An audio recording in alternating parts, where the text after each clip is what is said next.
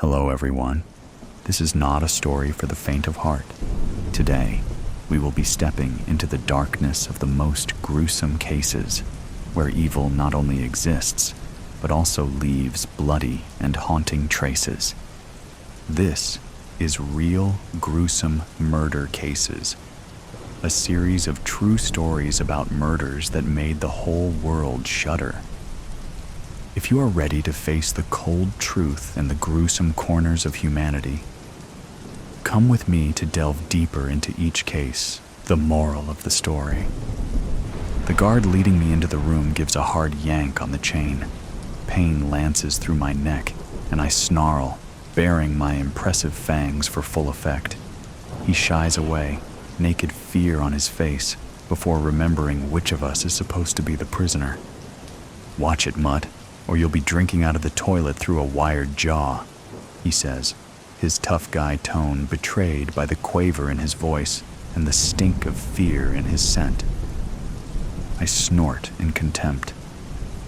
Oh, please, C.O. We both know who's afraid of the big bad wolf. His expression hardens, mouth tightening into a white line. One hand drops to the baton sheathed at his waist. "That will do, officer," a new voice says. "I'll ask you to do your job without further violating my client's civil rights." I look past the guard and his impotent rage to see a man sitting at the lone table in the room. The space is dimly lit, a single flickering fluorescent bulb recessed in the ceiling behind a grating. But I've got good eyesight. The guy's so short his legs barely clear the edge of the chair. I take in his expensive suit, immaculately groomed hair, and a face so wrinkled and wizened it looks like a prune staked out in the desert for a week. He smells of cologne, silk, a hint of moldy straw, and... That's curious. No fear. Not a hint of that very familiar scent. Interesting. That must mean he's either stupid or a villain, like me. The guard secures my chain to a ring on the floor, giving me just enough play to reach my side of the table, then snaps a padlock on it with a loud click.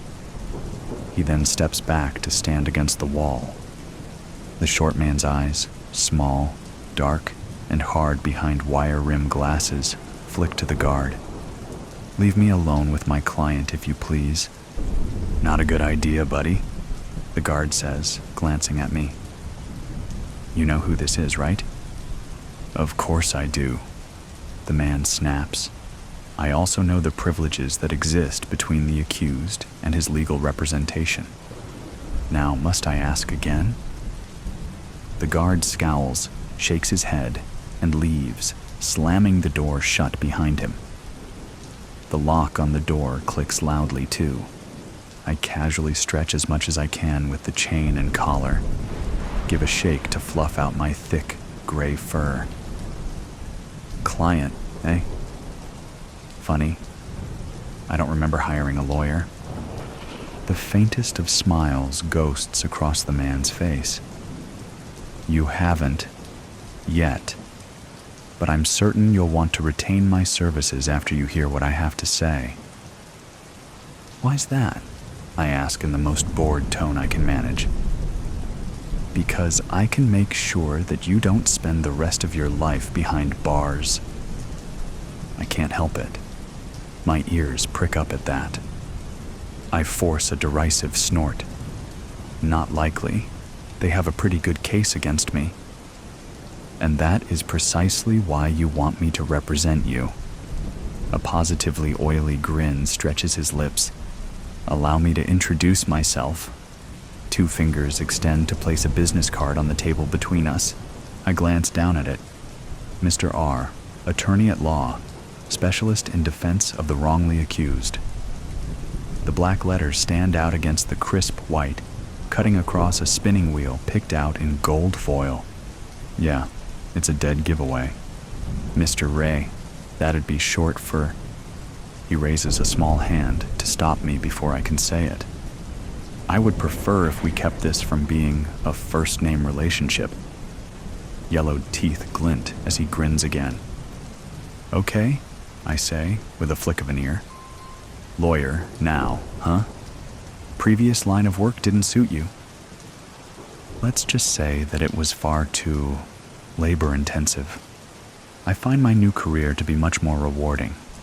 It also didn't require much of an adjustment, ethically speaking. So, Mr. R, it is for now. For that matter, what would you like me to call you? I shrug, a human gesture I've perfected over the years. Most people just scream wolf and run away when they see me. I see. Then I shall address you as Mr. Wolf, for simplicity's sake. Whatever. Now, Mr. R settles himself in his hard wooden chair. I'm familiar with the particulars of your case, Mr. Wolf, at least those that have been made publicly available. But perhaps you'd like to tell me your side of the story? Now, I actually laugh. My side of the story? Not a lot of people are interested in that. As far as most of them are concerned, there's only ever one side. The one where I'm the villain, just out to do villain things. It's just how the story goes. So you don't deny the charges? Well now, Mr. R, that'd be telling, wouldn't it? I may be facing the headsman's axe or life in a cage, but I don't see any reason to make it easier on everyone. Mr. Wolf, we in the legal profession are required to keep our clients' confidence and cannot be compelled to reveal what is told us in confidence. Okay. Whether he's telling the truth or not, I find I just don't care. Well, yeah, I did it. Whatever they say, I did it all. Mr. R removes his glasses, pulls out a kerchief, and starts polishing the lenses. You stalked young Peter and his friends and attempted to murder a duck, I believe. I pretend to wince. Yeah. Got so close, but she was just that lucky. I sigh. I can still taste feathers. And you destroyed the property of 3 industrious pigs? Hey, not my fault if their houses weren't up to code. Of course, then they tried to burn me alive. Lost a lot of fur on that one. Then you actually consumed a young lady and her grandmother? I give a little laugh. And the grandmother's cat. Not too many people remember that part, but I kinda missed out on the satisfaction of a good meal in the end. After I woke up on the riverbank, went through 3 surgeries to get all the rocks out of my belly, and spent 6 months in that stupid plastic cone. Well, let's just say that a certain woodsman is next on the menu if I ever get out of here. Mr. R finishes cleaning his glasses, sets them back in place, all without batting an eye. I see.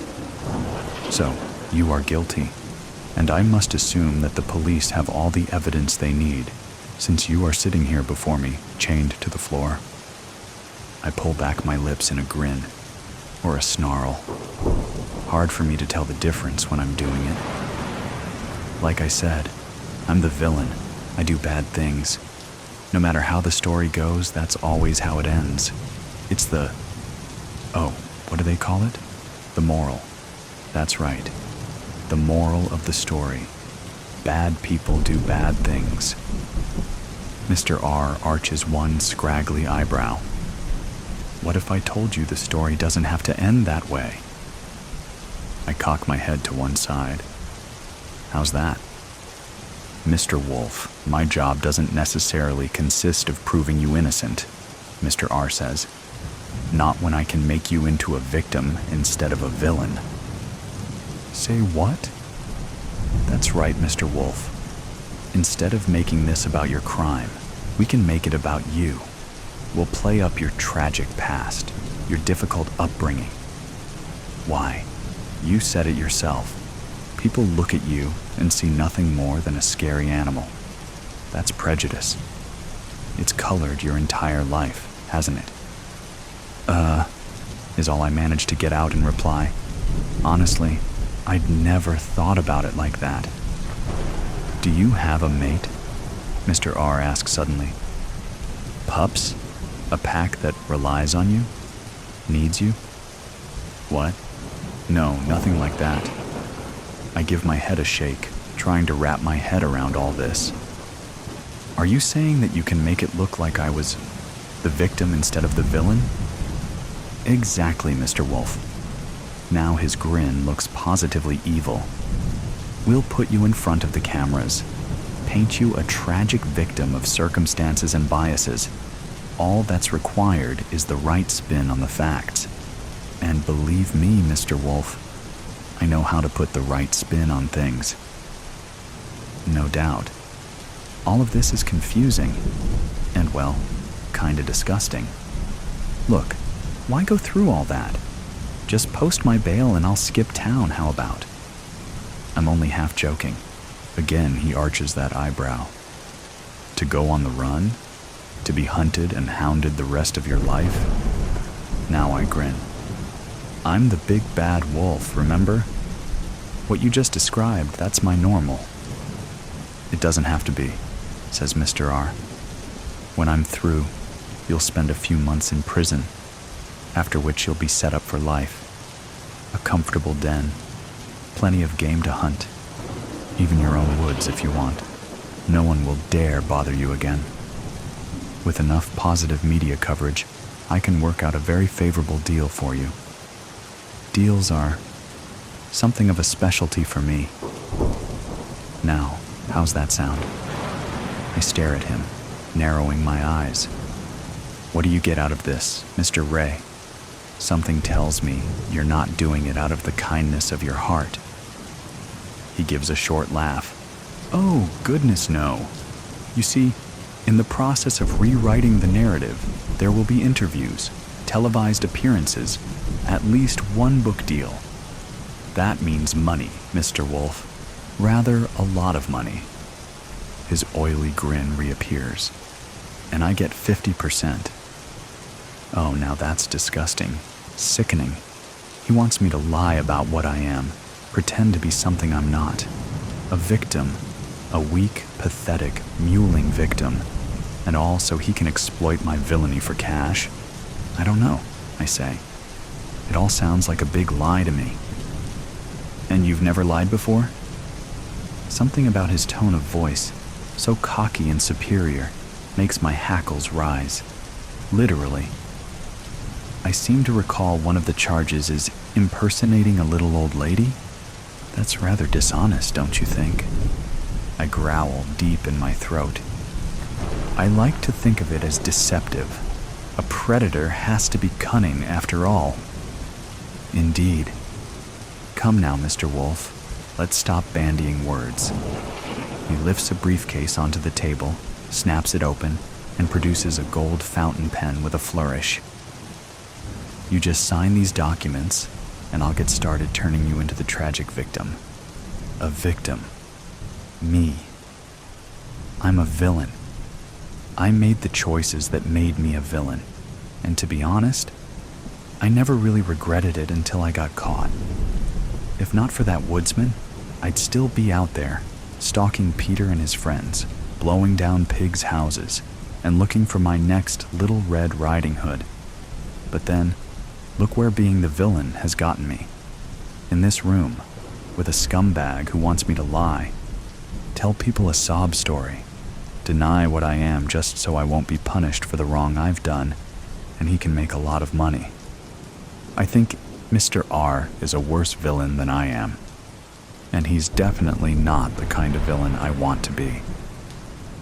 Now let's get this straightened out, I say, the words coming out from behind bared fangs. I'm a villain. I know I'm a villain. I own that. I'd rather just accept that I've done wrong and take what I've got coming. Mr. R purses his lips like he's tasted something really sour. Mr. Wolf, please be reasonable. I think you'd better get out of here, Mr. R, before I start naming names, or I could just gobble you up. Your pick. Mr. Wolf. I lunge forward, straining the chain to its limits. Planting my forepaws on the table, I let out a savage bark, jaws snapping, spattering drool all over Mr. R's nice suit and shiny glasses. He lurches backwards, tumbling out of the chair, briefcase and pen flying across the room. A second later, he scrambles back to his feet, staring at me, eyes wide, and darts for the door. Now I smell it. The fear. Its stink is thick and rank. I guess he really isn't stupid. With one hand on the doorknob, he pauses, glancing back at me. You know they will never stop seeing you as a villain. They will hunt and persecute you, no matter what you do. Maybe so, I reply, suddenly tired of this whole thing. But maybe I've earned that. Maybe if I want that to change, I need to show them that I can change too. I shrug. So, even though I'm the villain in this story, maybe I can still do the right thing.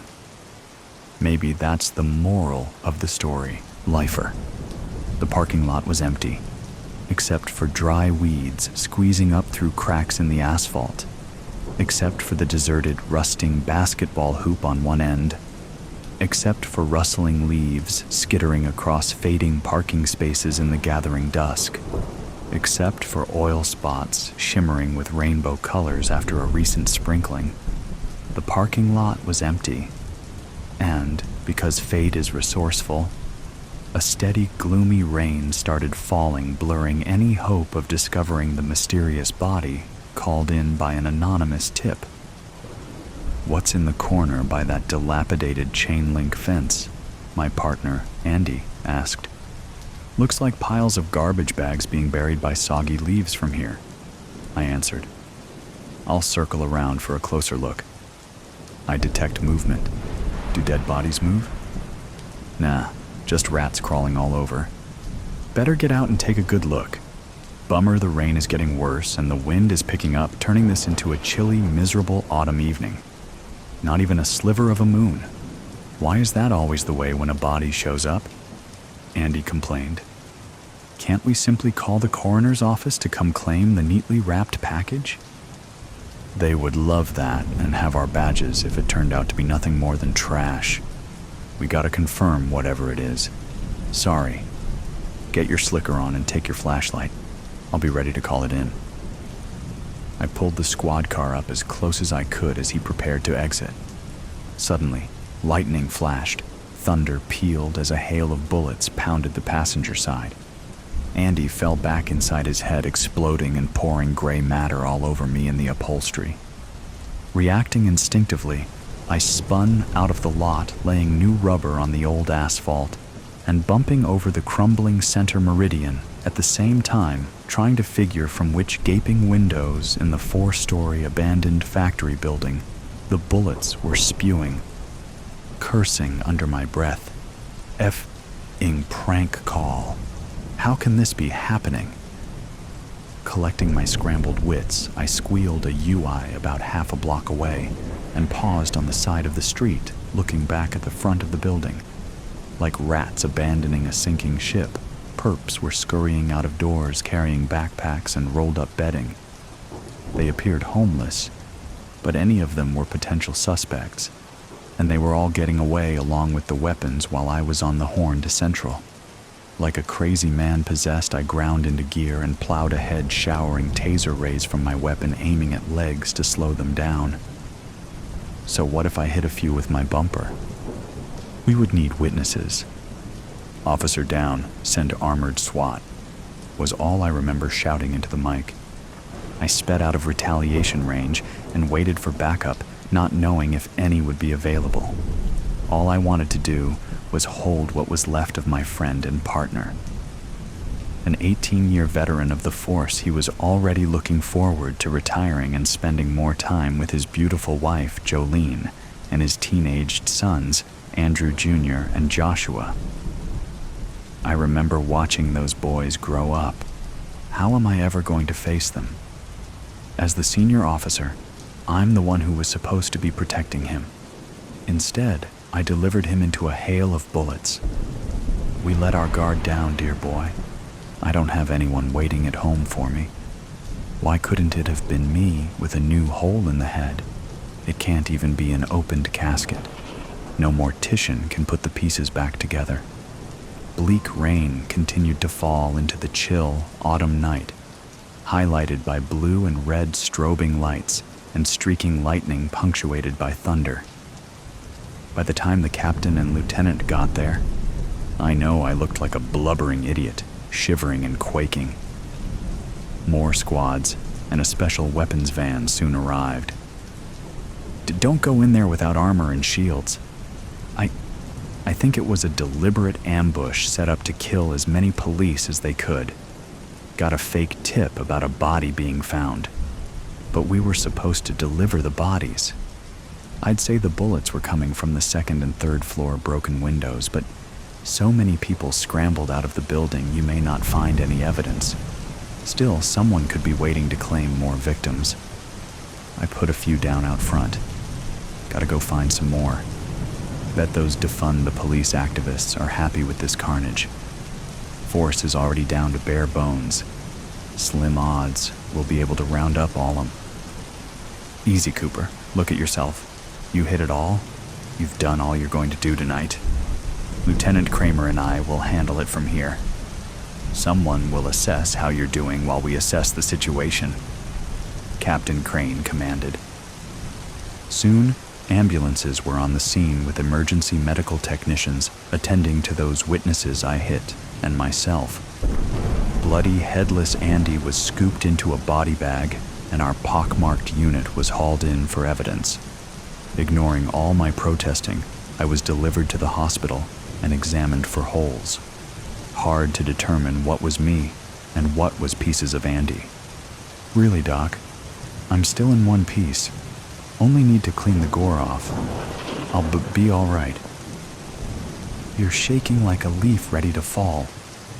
When I'm done with you, I'll assign a trauma evaluator before you crash and burn. Losing a partner like that will have long-term effects if left unaddressed. Doctor's orders. Time off while you see a therapist. I'll have the support of all the guys in the precinct. I'm not sure about a shrink, but I promise you, I'm gonna be someone's worst nightmare once I get back on the street to find the monsters that riddled us. They don't understand what they've created. I'll never retire. I'm a lifer now. You can bet. Gonna rain long-term regrets down on them. Shadowed intentions. 3 women missing so far. 3 women in just 6 months. The Daily News has become obsessed with the narrative, smothering us in stories from every angle. It's all anyone is talking about, since everyone has an opinion. It's always the husband, the shopkeeper says matter-of-factly, crossing her arms. Did you hear that she turned down a colleague for a date? Sounds like he was bitter about it, murmurs the waitress at the local cafe. Maybe if she didn't sleep around so much, she wouldn't have gotten herself into trouble, says the barkeep, waggling a knowing eyebrow my way as I pretend to nod in agreement. Plenty of leads, a few arrests, but still no dice. 1 missing woman is a tragedy. 2 is cause for panic. 3, there's near hysteria. Businesses are closing their doors well before dusk, and schools have moved to home learning via video calls. By the time night falls, an unenforced curfew has rendered the streets deserted. No one walks home alone anymore, except for me. I don't have a choice. I've been following the same path through the city for 3 months. I'm taking care I keep to the well-lit routes, always looking over my shoulder, making sure I'm fully aware of my surroundings and paying close attention to the few people who dare to walk along the main road with me.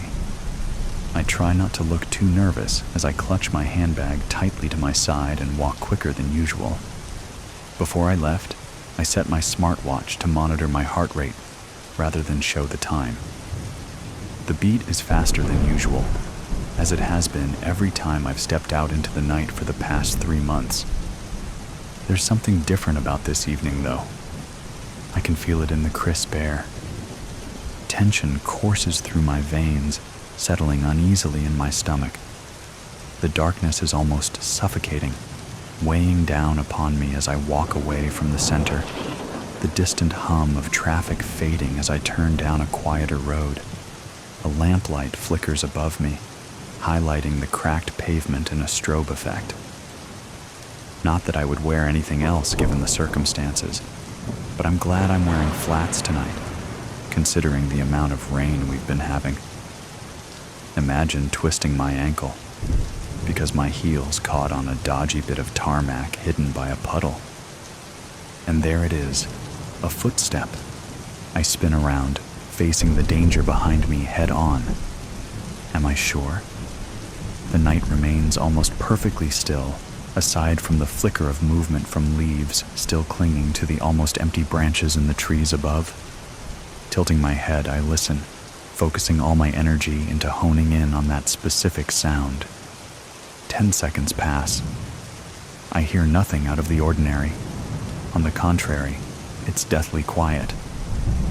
Slowly, I turn around and continue my journey, sneaking a quick glance down at my watch. 110 beats per minute, getting faster now.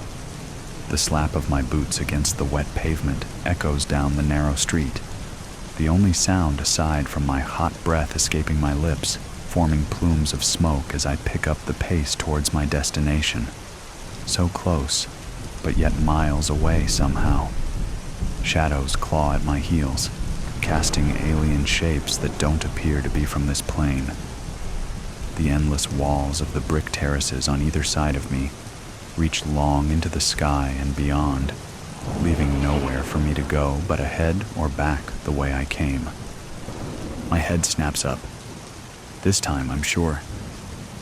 I hear him.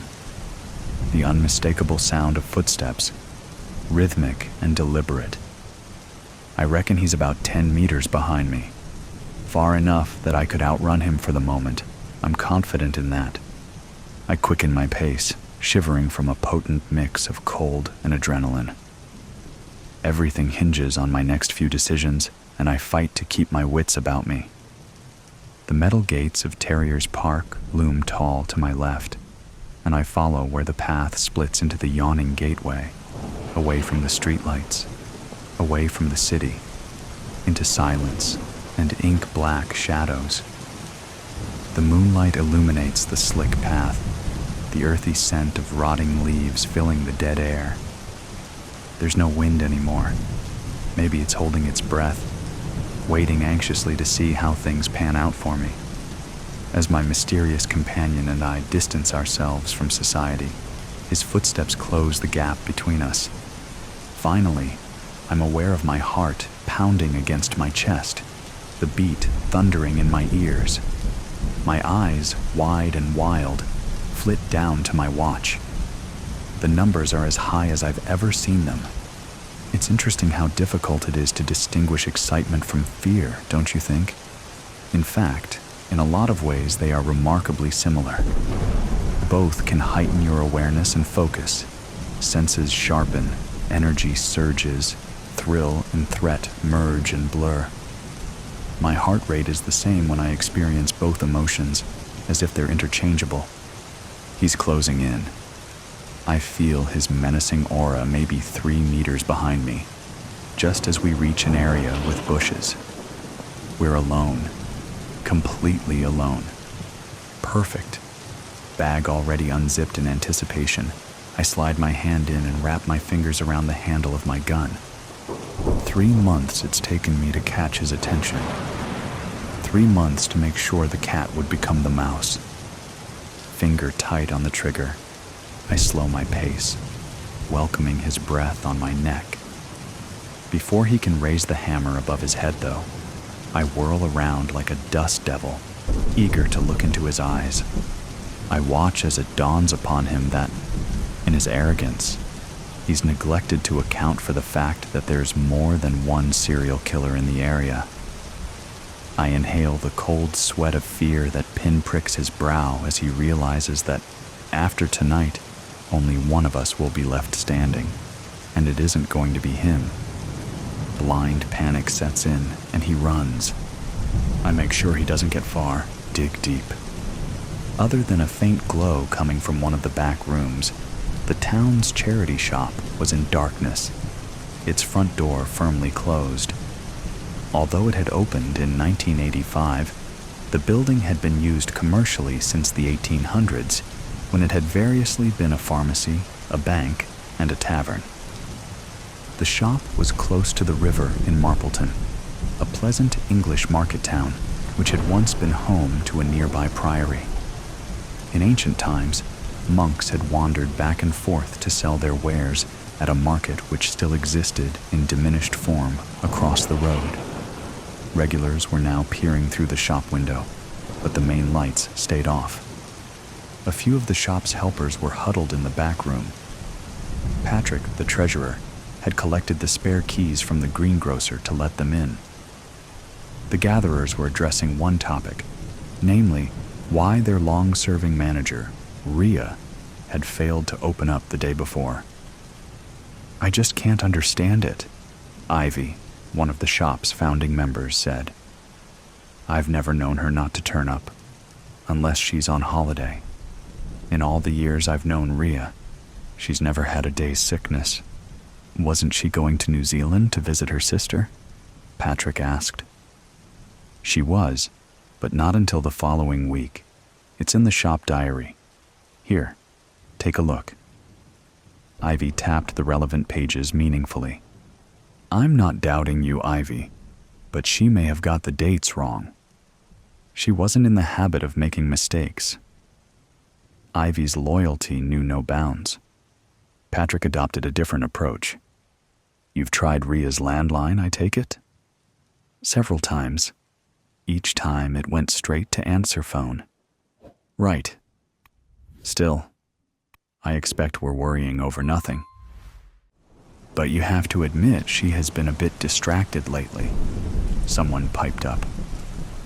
Patrick turned to Silvana hopefully, but she shook her head. "I've tried her on her mobile, but nothing." Silvana was a refugee who had joined the shop 2 years earlier. Since Rhea had taken her under her wing when she first came to England, her English had improved markedly. Silvana had been on the verge of admitting her true feelings for Rhea. Reality had crushed the likelihood of her returning to her homeland anytime soon and been replaced by something entirely unexpected: an overwhelming love for another human being.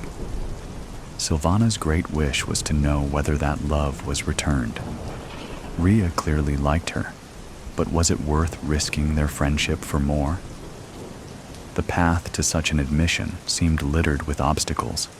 Now, the mystery of Rhea's whereabouts could be added to an already growing list. "Did Rhea say anything about changing her holiday plans, Silvana?" Patrick asked, determined to get to the bottom of things.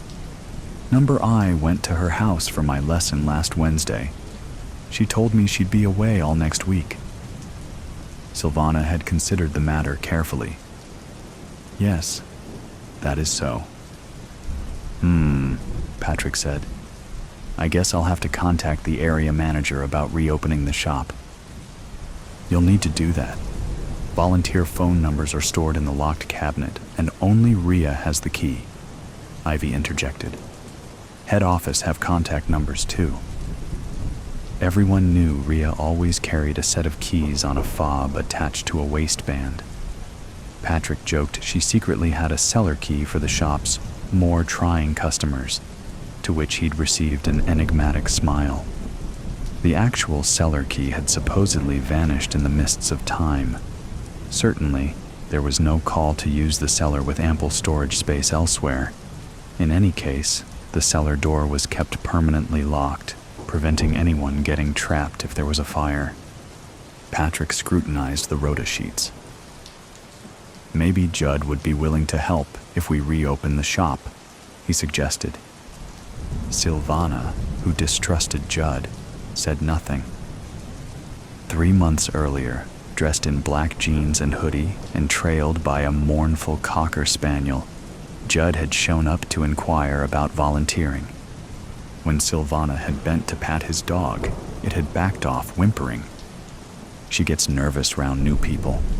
Judd had explained. Tucking away the banking money, Patrick had gone to fetch Rhea. A young man's inquiring about volunteering, he'd told her. Shall I send him through? What's he like? Rhea was wearily tapping information into the computer at her desk. He seems pleasant enough. His dog's rather nervous. Rhea massaged her aching neck. Send him through, she said. Rhea had confided in Silvana about her difficulty in getting references for Judd Dig Deep. Eventually, he'd presented her with 2 typed ones, supposedly from an ex-employer. With typical thoroughness, Rhea had rung one of the numbers to learn more about the new helper. When a voice answered sounding suspiciously like Judd's, she'd intended to investigate further. However, other things had intervened. A few weeks after this uncharacteristic omission, Judd was indeed proving to be an asset. Willing to turn his hand to anything, it was a relief not having to lift heavy sacks and boxes donated by the public from one end of the shop to the other. With little guidance, Judd had transformed one of the sorting rooms, leaving it immaculate. One evening, when Silvana cycled past the back of the shop, she noticed a group of undesirables hanging with Judd, engrossed in conversation. She hurried past, hoping she hadn't been seen. She raised her concerns to Rhea, who told her it was nothing to worry about, that she'd keep an eye on things, and bafflingly added, I'd rather you didn't mention this to anyone else. The day the shop reopened, without Rhea at the helm, was Silvana's birthday. Patrick invited her to join him later for one of his wife's specials, homemade pizza and pear wine. The food tasted delicious, but she pushed her plate to one side. You're still worried about Rhea, aren't you? Patrick observed. Her cell phone is dead. It's strange. I knocked on her door last night, but still no answer. Patrick got up. I tell you what, I happen to know Rhea's neighbor, Angela, from the book club. She looks after the garden when Rhea goes away. She may well have a spare key. I'm sure there's nothing to worry about, but it wouldn't do any harm to check if everything is all right. Silvana was relieved. That's a great idea. Thanks, Patrick. I've been known to have a few in my time. Come on, get your coat. Let's see if we can solve this mystery. Half an hour later, the pair were standing in Rhea's house. The hallway led into an open-plan kitchen diner with gleaming countertops and state-of-the-art gadgets. The smell of coffee lingered invitingly. When Rhea's partner Lindsay had died 5 years earlier, she'd left her with a generous insurance payout. Silvana sighed, remembering the other day when she and Rhea had drawn close over a bottle of wine. Rhea had even given her a present. Only to be opened on your birthday, she instructed. But beneath the gaiety, she'd been out of sorts. Rhea had brushed aside Silvana's offer of help with a brisk, I'm fine. I'll check down here if you do upstairs, Patrick said, jolting Silvana back to the present. The passport was lying on the bedside table. However, the photograph bore little resemblance to the person Silvana had come to love and admire. Having spent time working for a private detective agency when she was younger, instinct overrode caution, and she began a meticulous search for clues. Predictably, Rhea's shop keys were lying on the bedside table. More unexpected was the discovery of another set of keys attached to a ring with a tag labeled Cellar. Are you all right? Patrick called up from the bottom of the staircase. I'm okay. Silvana tucked the cellar keys into her bag. Then she remembered Rhea's present and opened it. She was surprised to find a pay-as-you-go phone already charged up. Well? Patrick exclaimed. Did you find anything? Just this. She gave him the passport. That's odd. It appears she never made it to New Zealand after all. Maybe it's time to involve the police. What? Right now? It is rather late. I doubt they'll want to be disturbed tonight. Patrick thought of the half-opened bottle of wine waiting back home. I'll act tomorrow morning. Shall I walk you back? No need. I can take care of myself, Silvana said firmly. The moon was her only companion as Silvana descended the cellar steps at the back of the shop.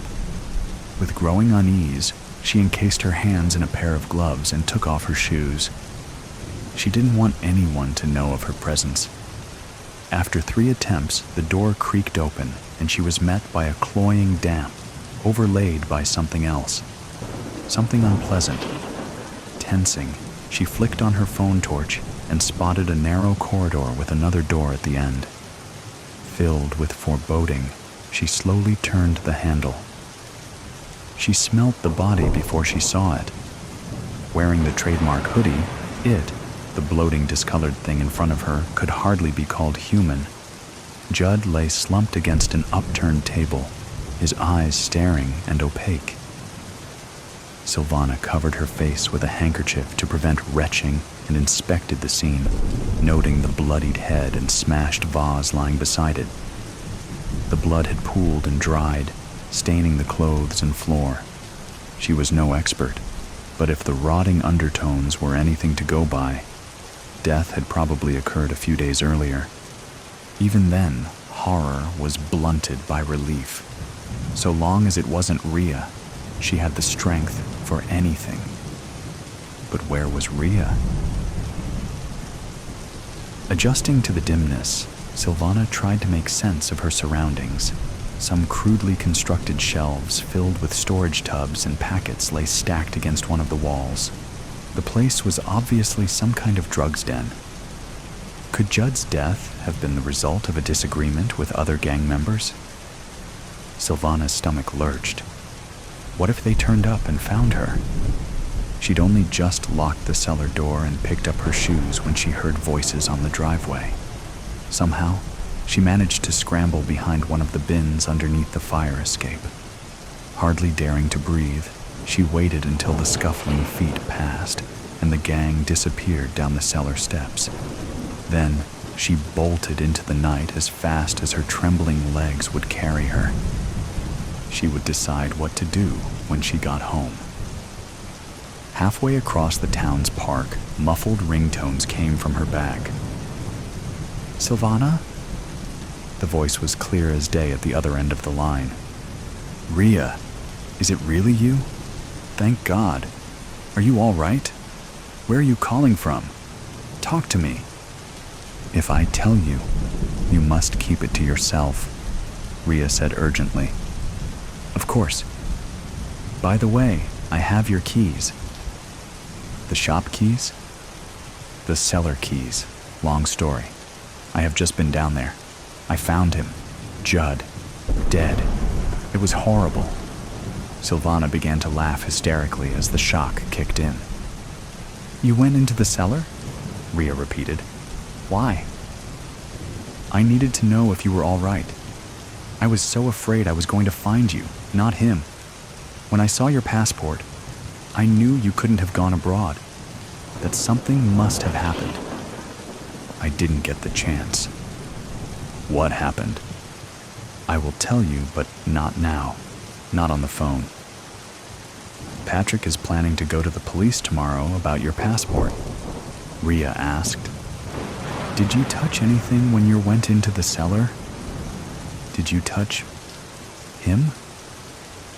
"No." Silvana's teeth were chattering from shock. "It's cold outside.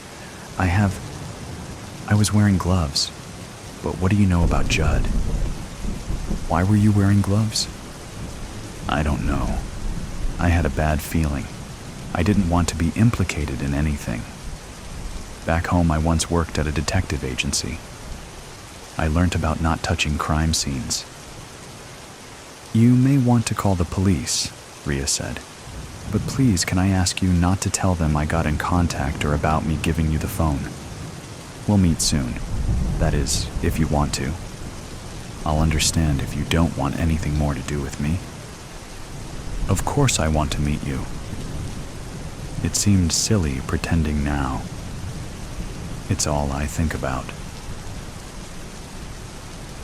Silvana's heart flipped when she saw the distant figure standing on the pier below. The matinee performance at the Pavilion Theater was in full swing, and the pier was almost deserted. She came up behind Rhea, patting her on the shoulder. "Hey!" Rhea turned, instantly relaxing when she saw her friend. "Hey!" Silvana sank into Rhea's arms. For a long time, the pair embraced. "It's so good to see you," Silvana said. "Likewise." Rhea glanced round. "Does anyone know you're here?" "Number, and I'm so hungry." Rhea grinned. "How about some fish and chips? I'll treat you." "You mean the famous English fish and chips?" Rhea grinned. "I've discovered a great place on the front." She linked arms with Silvana. "Come on, let's eat. Then, I'll tell you everything." Judd was a bad lot, Rhea admitted later. "He was running a drug racket, and I threatened to report him to the police." "It doesn't surprise me. But how did you find out?" "Not long after I joined the shop, I was clearing up one of the back rooms and came across a discarded cabinet. There were 2 sets of cellar keys in it. I never told anyone about them, partly because I didn't want a lot of fuss. I wanted to keep it to myself.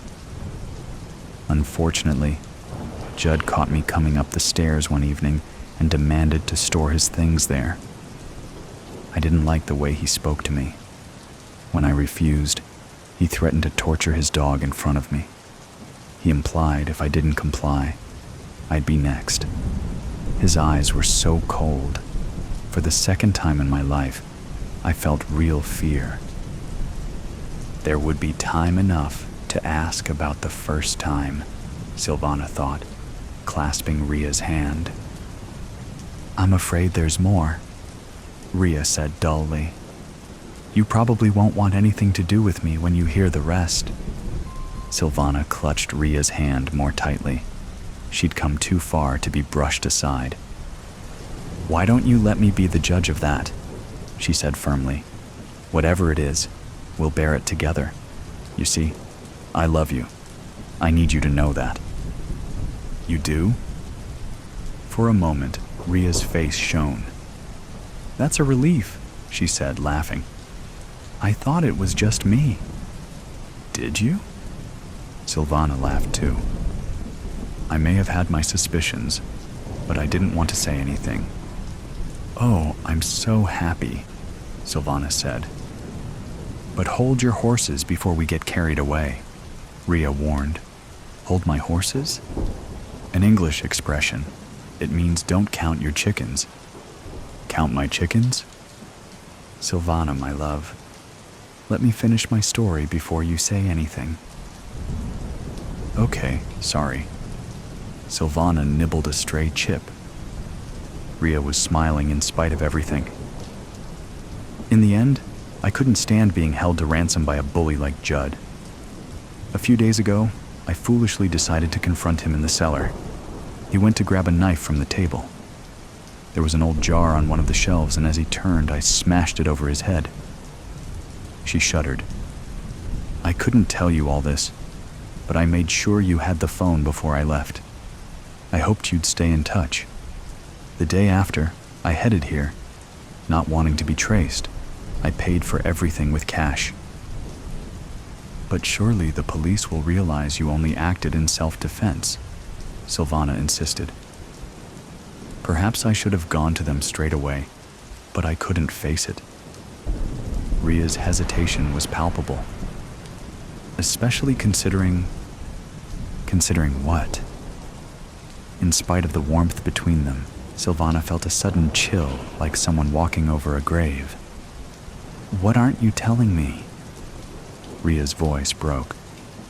"I'm terminally ill. At best, I only have months to live. At worst, it will be weeks. I have all the medication I need. I just want to spend my last days in a place with happy memories." "I can't believe it."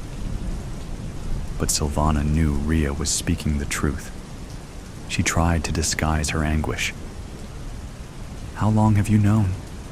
she whispered. "I only found out for certain the day before Judd threatened me in the cellar. Maybe I wasn't thinking straight.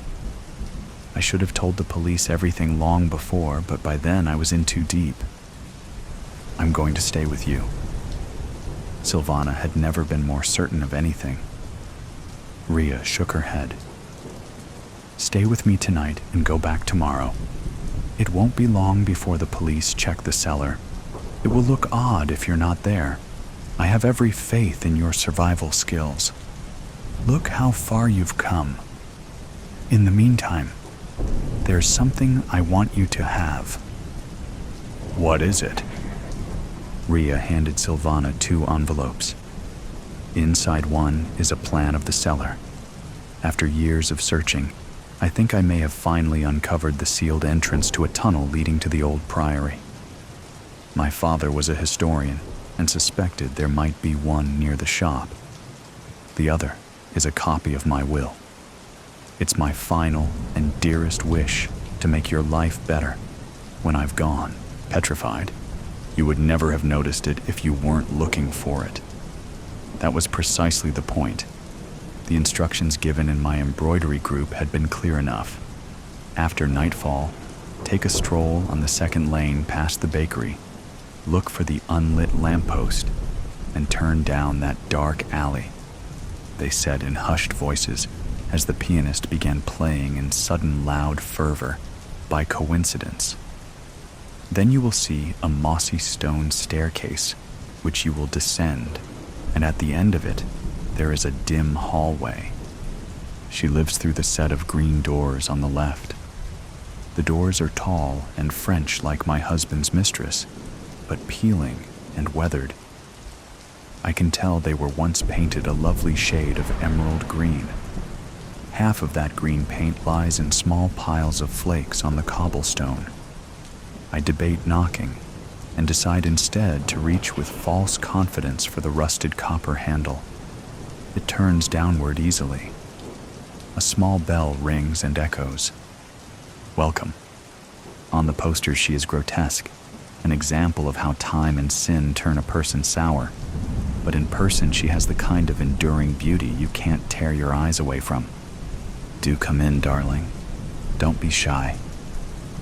Contrary to popular belief, I don't bite, although I can't say nothing here does. Her voice is like a wind chime, melodic and resonating, barely brushing over the crashing waves of her words. I wonder if I'm here too long, if that voice will drag me out to deep sea. Or did that only work on men in the myths? Take a seat, love. Yes, there is perfect. Would you like a cup of tea? Well, it's never too late for tea, is it now? I enjoy it late into the night myself, but maybe you've been raised more proper than that. Here, the cup is warm, not hot. If she noticed my shaking hands when reaching for it, she didn't say a word. It takes more than a few seconds for my eyes to adjust to the warmly lit room after a dark and shadowy street. Among her many talents, it cannot be said that she was a good decorator. The shabby boards of the walls are empty, but for an assortment of faded newspaper clippings from the highlights of her anonymous career. Obituaries, mostly. A tattered blue curtain with tassels hangs behind the armchair she's perched in, dividing off part of the room. Eccentrically painted shelves house arrays of books and bottles of objects my gaze prefers not to settle on. She would have been called a witch for her collections had she not already acquired numerous more colorful nicknames by the public. The only item of some value is worn loosely around her slender wrist, a heavy and ornate gold watch, the kind of thing that would make a petty thief's day to see glinting underneath a man's sleeve in the street. She catches me admiring it and smiles thinly, holding up her arm up to eye level. Isn't it a beauty? It was my first husband's, this watch. On the 10th anniversary of his death, I'm going to smash it to bits and melt the gold into a necklace for myself. I deserve a little gift from him, I think.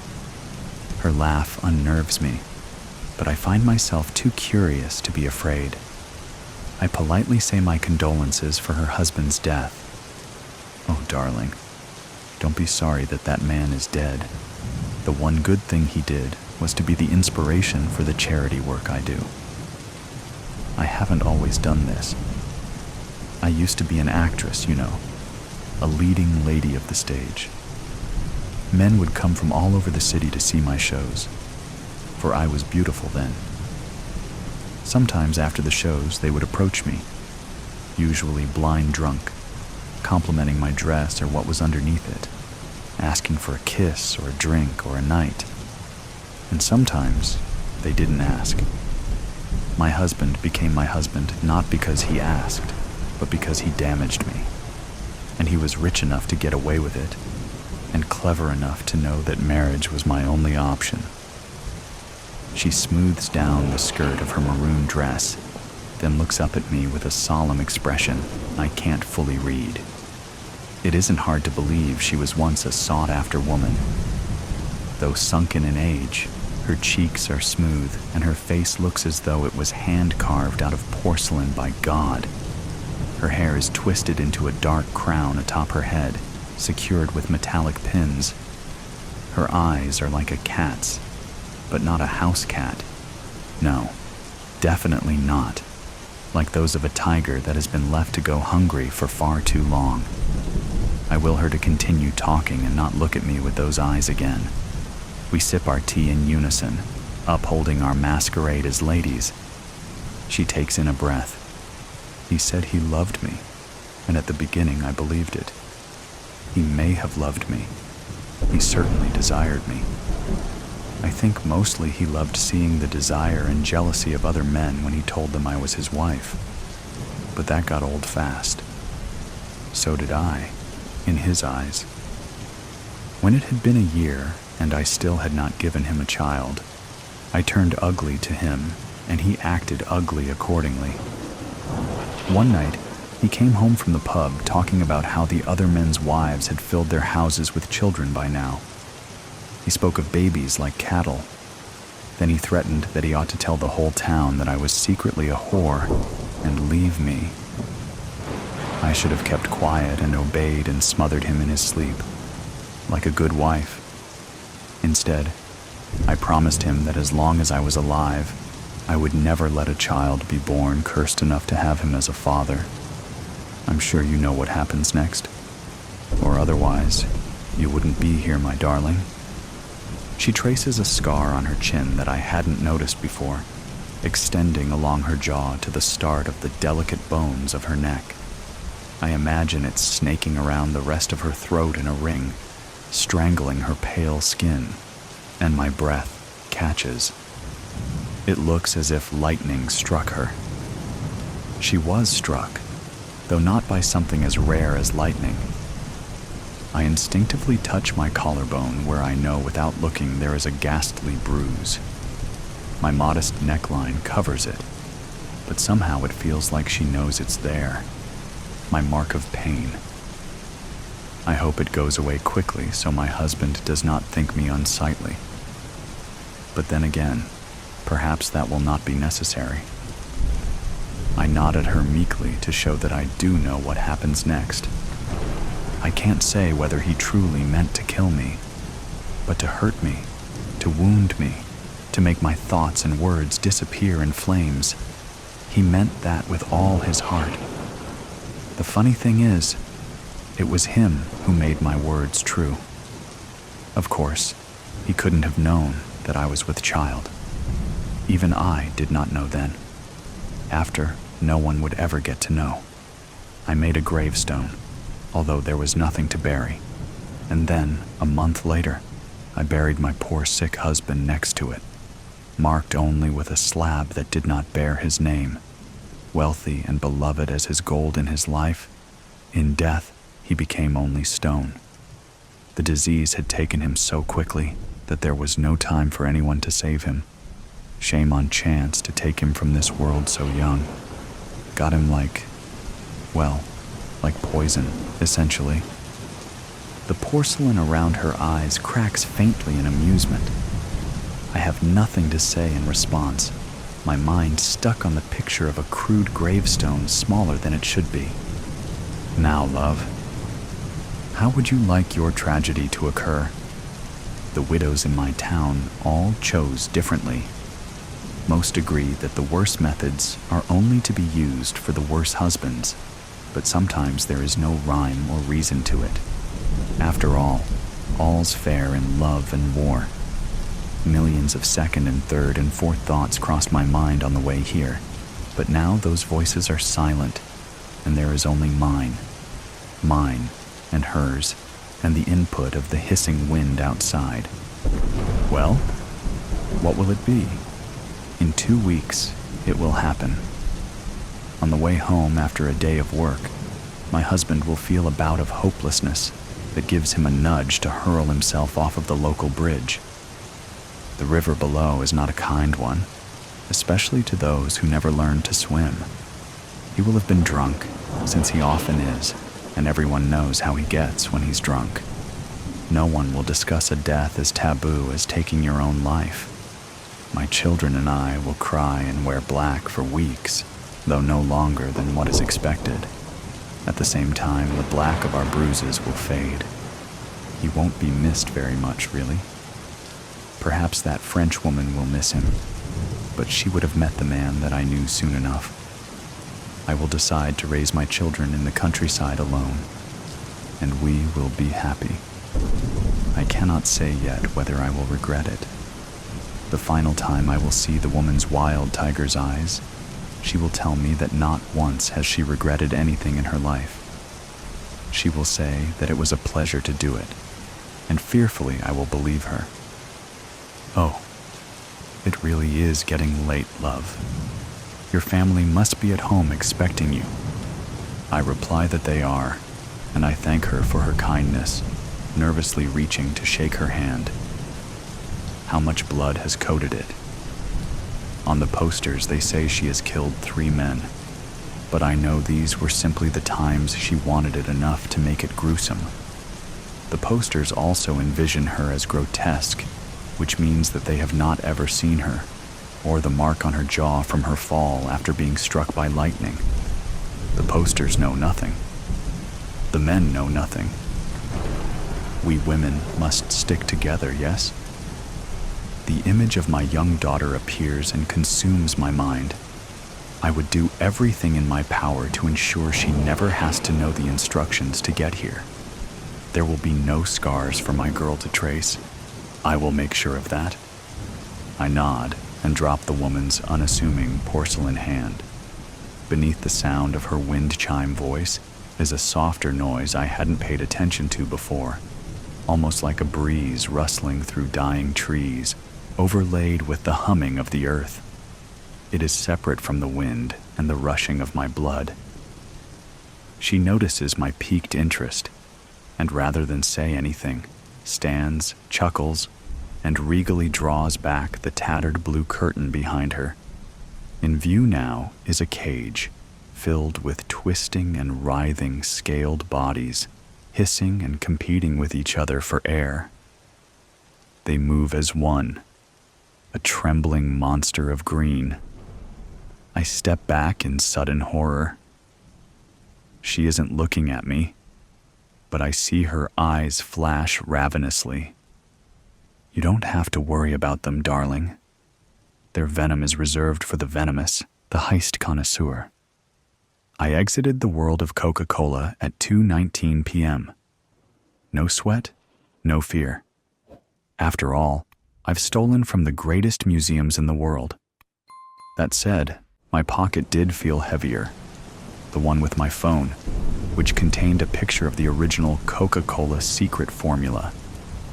Only 2 senior executives know the formula entirely at any given time. It's that secret. Well, now there are 3. I crossed Baker Street onto Centennial Olympic Park. I scanned without appearing to scan and noticed 2 men in black suits. I increased my pace without drawing attention to myself. Could they be from the museum? Surely not. I would have noticed. Over the last 6 weeks, I've patiently cased the famous tourist trap, working as an electrician, my original calling, before becoming the world's most notorious burglar. I prefer Heist Connoisseur. but the FBI won't use it. To them, I'm just an ordinary thief. It's so hard to build one's brand. I stopped and sat on a park bench. The suits looked uncomfortable with my sudden inaction. They slowed but maintained their direction. They were following me. My photographic memory flipped through the museum's security personnel, and those two were not there. I got up and walked to them. We were surrounded by kids playing, lovers holding hands, and walkers listening to mumbled headphones. These two won't make a scene. I, on the other hand, will. It was easier to disappear in chaos. I love pizza on mountain roads if it's December, I said, looking in the opposite direction of the startled pair. What? One of the suits said. Come on. You must give the counter-response or I'm out of here. They both squirmed. I couldn't have shocked them more had I stripped down to my tighty-whities and danced. We don't know what you're talking about. They attempted to move past me, but I intercepted them. All right, enough games. Why are you following me? They looked around as if trying to find the hidden candid camera. Face recognition. We've been sent to verify. Me? Which notorious criminal do I look like? Don Bard. The Heist Connoisseur. They tensed up. I tipped my hand. Only the FBI and I know that moniker, even if they pretend they don't. The suits drew their guns. I had already seen 2 police officers standing near a hot dog cart, only a stone's throw from us.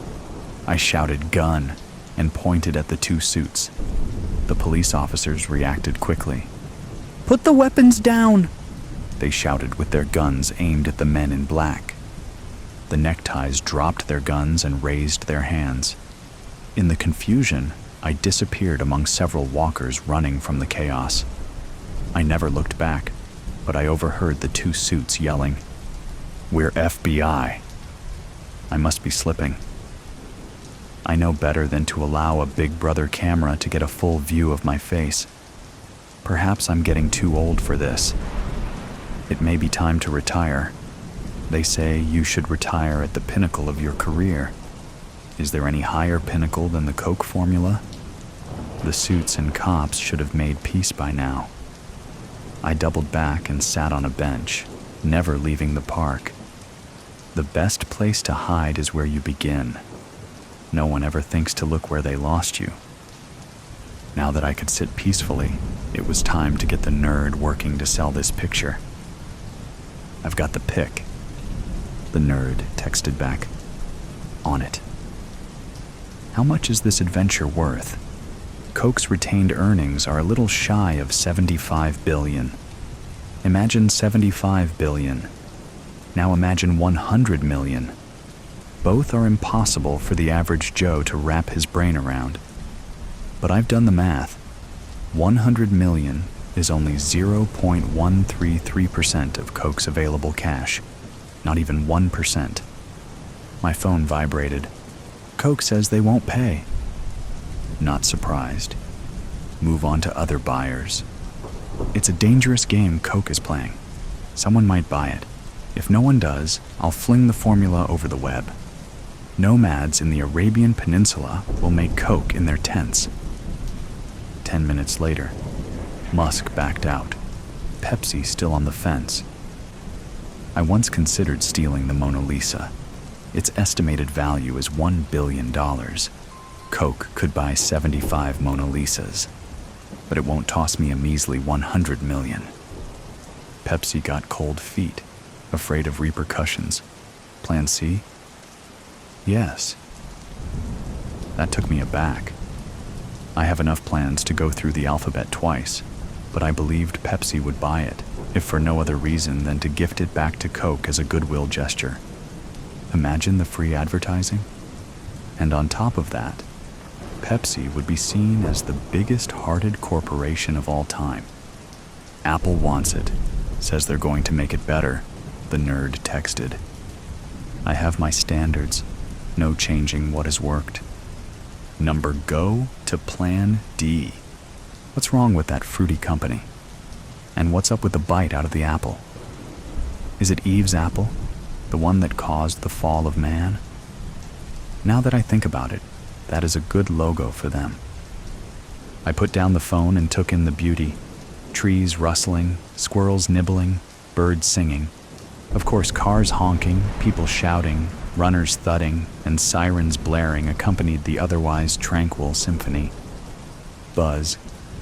TikTok made an offer. I may be a thief, but I'm a patriotic thief. No exclamation mark. I was beginning to believe I'd have to follow through on my threat to release the formula on the web. Then my eyes read the text I was hoping to see. Coke called back, says they will pay. I remained unaffected on the outside, but fireworks went off inside. I was about to score my largest heist. Who knew a soft drink formula would bring in more than crown jewels, famous diamonds, and priceless works of art combined? Well, me, but I hate to toot my own horn. Send the picture. No copy. They will know. The nerd texted. My hand was shaking a bit. I pushed send. Oops. It's been over 6 months since my oops. Since then, the 3 who knew the formula have grown to over 8 billion. Coke attempted a campaign to impugn the release as a hoax. However, it failed after people started to taste the formula's results. I left Atlanta for a mountainous area where there are no Big Brother cameras. My piddly few million will have to suffice for my retired years. How could I continue heisting after such a bumbling mistake? I have to face it. I'm no longer fit to be the Heist Connoisseur. Psst, Jill killed Jack. I very much need some socks, pretty please, with sugar on top. This was the text that I sent to my estranged ex-wife, the one who wanted to drag me out to the wilderness under the guise of talking about financing our first child's entrance into college. I knew that she was old-fashioned and wanted to push me from a hill, just like Fellini. So my last request was not very sinister. I mean, even death row inmates should get some free laundry or a meal. Maybe even a prayer. I looked into the pantry of my rental and decided there was no good food. Bachelor food is disgusting when you leave it in the fridge for a week. I needed my dog. Hey, can we bring the dog? I knew that Caspian hated hiking just as much as me. It was like walking without purpose, like smelling flowers just to get allergies. I also knew that if Michelle threw me over a cliff and I was able to not immediately die, then Caspian the burner could theoretically pull me up with a rope.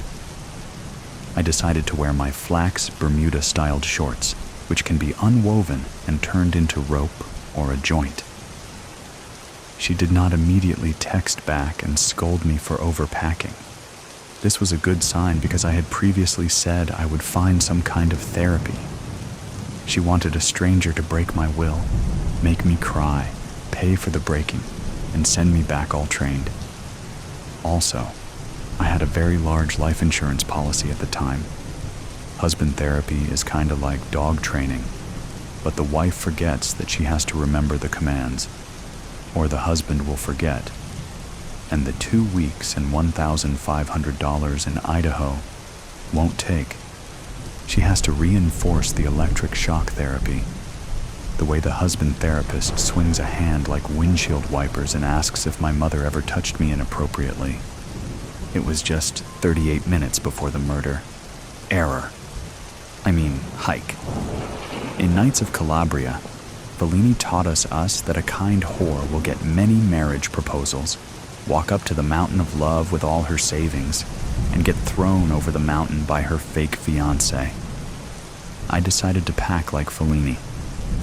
I went up to my rented room and looked for all the things that could be lugged in a hefty garbage bag suitcase. There was the square bottle with a ship that my grandfather had constructed with tweezers. Nah, he's dead. There were piles of clothes on the ground. These kept me from bringing a drunk woman home. No one wants to make love next to dirty laundry. That's pretty gross if they do. I saw pictures of my kids when they were young and realized they were getting old, going to college, all taking medications to avoid giving me grandkids. I looked at the pillows. They were stiff, so I used them only to prop up a cell phone to watch Italian movies. It was better to pillow on a wad of sweaters and save the neck. I went into the closet and found my mafia money. It was just an envelope from the bank full of cash because I hate wasteful tipping. For some reason, the kids at the register have a very difficult time begging for tips of cash when they only punched in buttons. They do not have this problems with cards because they say, "Please follow the instructions on the screen," when they ask for 30%, 40. One of the cashiers actually said my card was declined because he hit the 50% tip option for me. I use cash so the kids can beg like adults. There is no need for great cash when your former estranged spouse wants to go hiking in the wilderness. Also, I think she is bitter because of the dating. She pretends she doesn't mind that much, but always gets me drunk and asks for details. I don't know what I tell her half the time.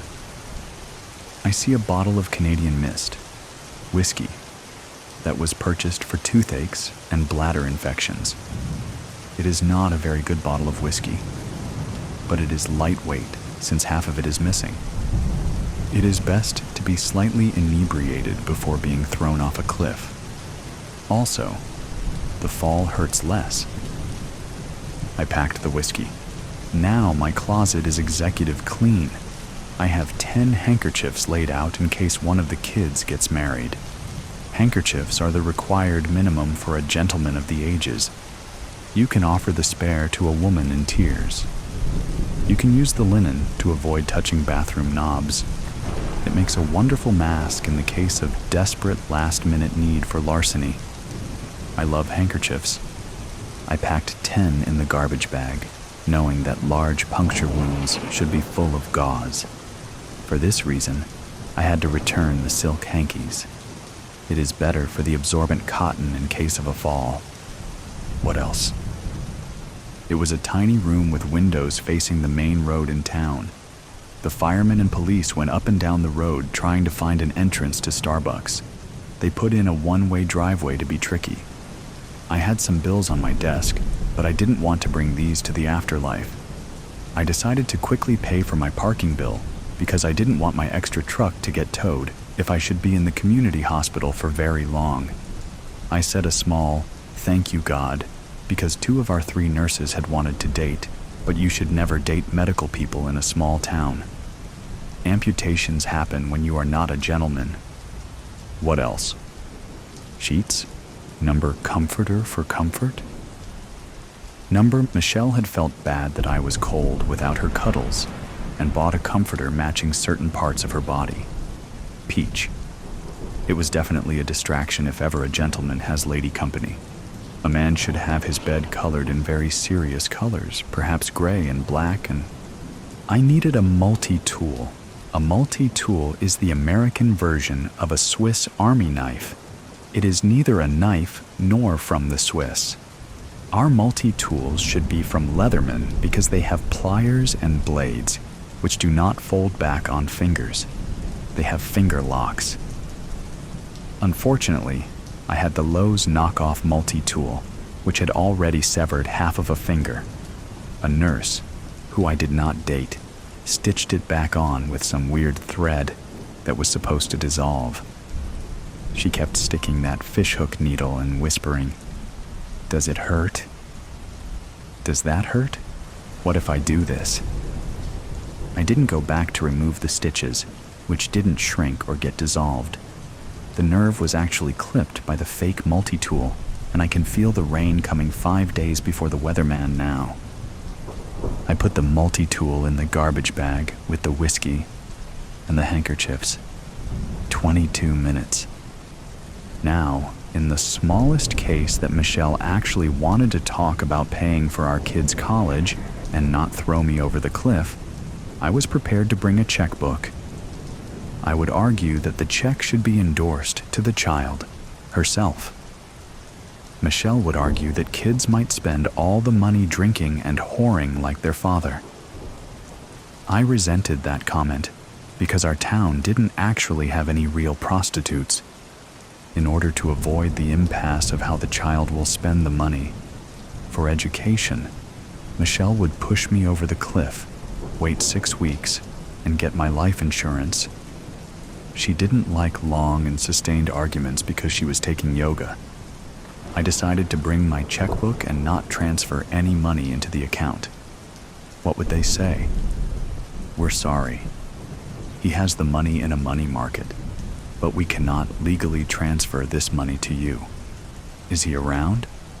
Then she would feel really silly about kicking the goose over the glade. It is important for husbands and fathers to always be useful. Do not teach them how to start a BBQ grill. They will inevitably become vegans and hire a gardener. They will keep the seat down and the toothpaste caps fully engaged. The planned obsolescence of a man starts with money. Try to get your spouse fired. In my case, this was not possible. She worked for the state. So after so many decades, the man is not necessary. He must be thrown from the hill under the guise of good health.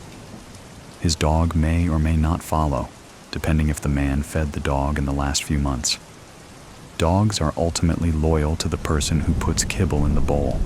It is nothing personal. 16 minutes till death. The waning sun reminded me, you could throw her down the hill. Wow, I never considered murder for life, insurance, or love. I never considered her last words. Would she fall down the hill and say, I was just kid, ding? Wow. This was huge. It didn't seem very noble to throw a former wife down a hill.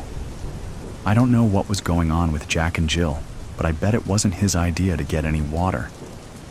Notice that Jack broke his crown, head, long before Jill slipped on the murder weapon. Moral: do not go up hills for water. Water likes to be lower due to gravity. I knew that a former spouse did not really care about my good health, never dying due to exercise, but I also felt she would bring me some socks out of duty. She is prideful like that. She wants her man to die with clean socks because a coroner will look for the meaning of death and should not be confused by bad odors, nor have to cut the socks off the body. They get stiff with grime. Also, 11 minutes. I really wanted to get some veneers before death. It seems really creepy to have a perfect white smile in death but hide the blemishes with a beard in life. The coffee struggle had taken its toll. I have never heard of anyone suing Starbucks for their loss of white. How would you even quantify the loss? You Honor, I was going to get a new hot wife, but I couldn't smile due to Starbucks stains. How much did that cost you, Mr. Go-Round? The lady from San Jose had stock options of Oracle. She's probably a billionaire. I lost this opportunity because of Starbucks stains. I would never smile. Can you show me your receipts? No, Honor. I paid in cash to avoid needless tipping. How do we know you didn't stain your teeth from Pete's coffee? Pete's roast gives me heartburn. Can you prove this heartburn? Ouch. It was going to be just like the cigarette debacle. If you smoke one Marlboro in your life, you cannot blame Camels for your cancer. Tobacco manufacturers know this and promote community smoking to destroy the single source theory. 7 minutes. In my last 7 minutes of life, before Michelle brought the dog in the Prius, before the socks were delivered, and she had a large aluminum canister of water filled with melatonin to knock me out at the summit. She knows I get sleepy near the summit.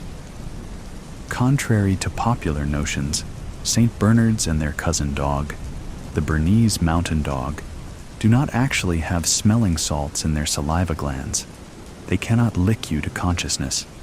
They usually have less than a tankard of whiskey around their neck, because the whiskey is meant to fortify the dog in bad weather.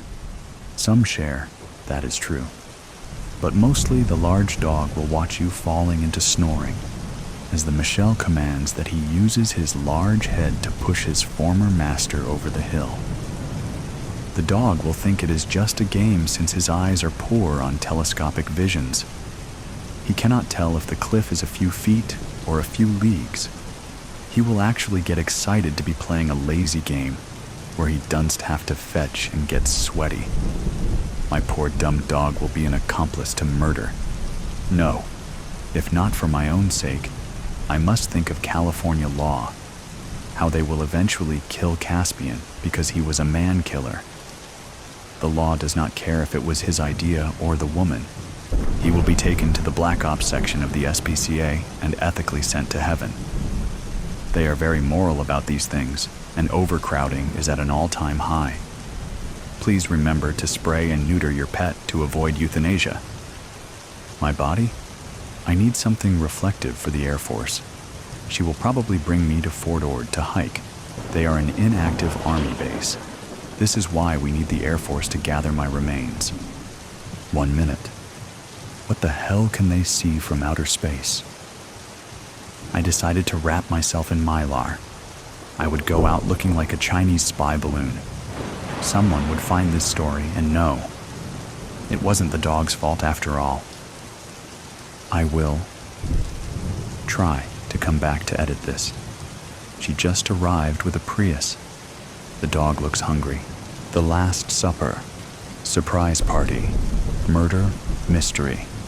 This is a complete satire, not intended to mock religion. I meant to enter this in. Write about a gallery whose paintings come alive at night. Oops. On the evening of April 6th, 30 AD, chaos ensued during an impromptu farewell dinner party. A hidden underground chamber hosted a jubilant soiree beneath the renowned Louvre Museum. The celebratory evening took a sinister turn as it transformed into a horrifying murder scene. The guests, driven by an overwhelming desire to uncover the culprit among them, were determined to solve the mysterious crime. The night began when the Louvre Gallery's lights faded to black. Mr. Dali flipped the sign on the door, reading closed. Greeting him as he stepped outside was a stunning display of swirling hues: cobalt blue, incandescent yellow, and verdant green intermingled in the starry sky, resembling confetti. The stars twinkled like a celestial choir, harmonizing with his melodic whistle. Their mystical light illuminated the sky. He followed the otherworldly glow as it led him back home. Unease settled over him as he walked. He suspected he might have left the doors unlocked or the lights on. Behind the museum's closed doors, 3 distorted clocks with persistent memories chimed 7 or 8 times, sounding garbled. The hands of the clock, resembling molten lava, melted across the front desk. The time dissolved and spread across the ornate chairs and marble floor. Across the way, bustling activity filled the refectory of Monastero di San Lorenzo. The atmosphere was a mix of intense excitement and underlying unease, capturing the poignant moment. Fragrant scents of yeast, toasted grains, melted butter, roasted meats, and aromatic herbs wafted through the air, tantalizing and mouth-watering. Shouting in the grand chamber, Andrew exclaimed, "Almost 8!"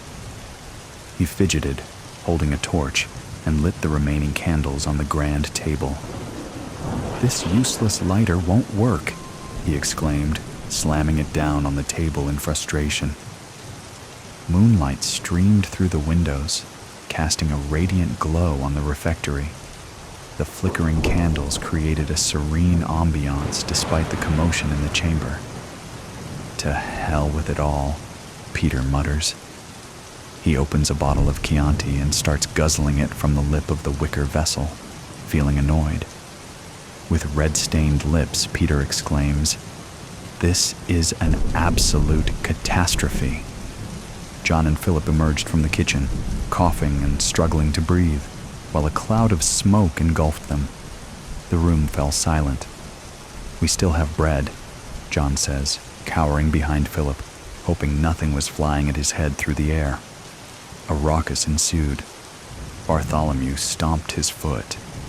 "You need to pull yourself together. Guests will arrive at any moment. This night is supposed to be a celebration. Quit fighting like gladiators in the Monera." Thomas and Matthew rushed to the door as the bell chimed to greet their first guest. "Welcome, Mona. It brings me great joy to have you," Thomas said, escorting the introspective and ethereal figure through the door. With an enigmatic smile, hinting at hidden secrets and unspoken feelings, Mona thanked her hosts for the kind invitation. After Mona, guests flooded through the door. Peter appreciated the guests' punctuality because the guest of honor was due to appear soon. The young ladies of Avignon huddled in a corner. Nadira Mbali embodied the fierce spirit of independence by wearing splendid tribal patterns inspired by Africa. Her clothing celebrated her heritage. Isabella Ramos's distinct and striking features drew Nadira into deep conversations. They explored the complexities of womanhood and society's limiting expectations. Isabella's words were sharp and precise, dissecting human emotions with a scalpel. She challenged societal norms and conventions. Sofia Calderon's avant-garde cubist aesthetic captivated guests. Her fragmented and distorted forms shattered conventional ideas of representation. The quirky style invited viewers to critically examine their perceptions of reality, immersing them in an intriguing and thought-provoking experience. Ava Serrano radiated confidence and sensuality. Her unapologetic sexuality defied societal expectations of modesty and control. Ava fearlessly moved her body across the chambers like a dancer. She hobnobbed with guests while challenging preconceived notions of femininity and inviting them to confront their inhibitions. Carmen Reyes emerged while concealing her face with a mask. Her fearless advocacy for women's rights and empowerment was her prime topic of discussion. Against patriarchy, she wielded her words as weapons, her voice as sharp as her wit. In each debate, she advocated for gender equality.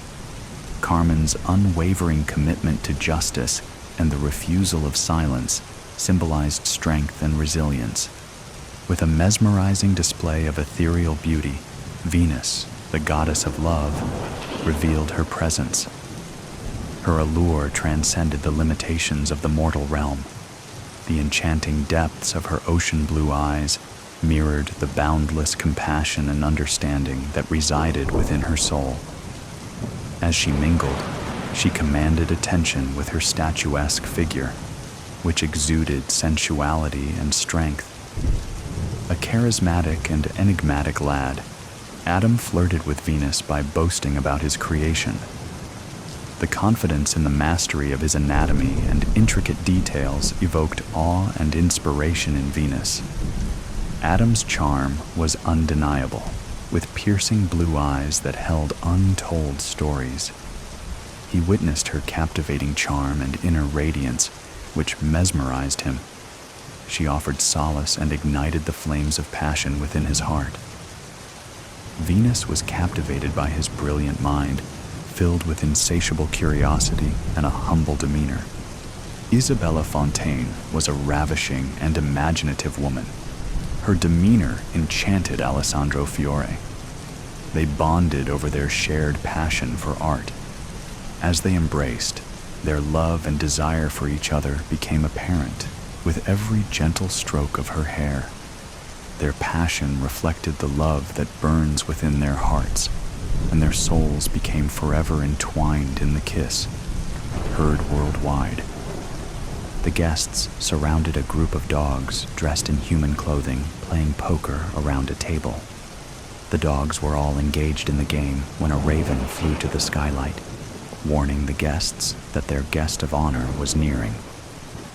Peter gathered the guests in the middle of the chamber, and as the doors opened, everyone yelled, "Surprise! Jesus!" Jesus paused, blushing with shock.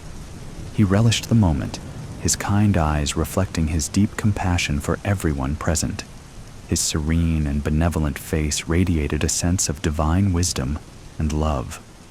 Long, flowing hair and a well-groomed beard complemented his appearance. He moved across the marble floors elegantly, showcasing his spiritual authority and transcendence, while wearing a modest, billowing garment extending to the ground. After removing the plum cloak draped over his shoulders, he adjusted the sash around his waist. Everyone present was crowded around Jesus, eager to touch the hem of his garment or bask in his presence. When he spoke, he filled the room with awe and reverence. His words carried a weight of profound wisdom and grace. His eyes sparkled with kindness, drawing everyone in. The atmosphere shifted as a sense of peace and hope enveloped the room. Peter gathered the guests around the table, rallying them to make a toast. He held up his goblet and said, "To the man who brings light and love wherever he goes, may he bless all with his presence on the road that he ventures forth on. The Louvre will miss you, Jesus."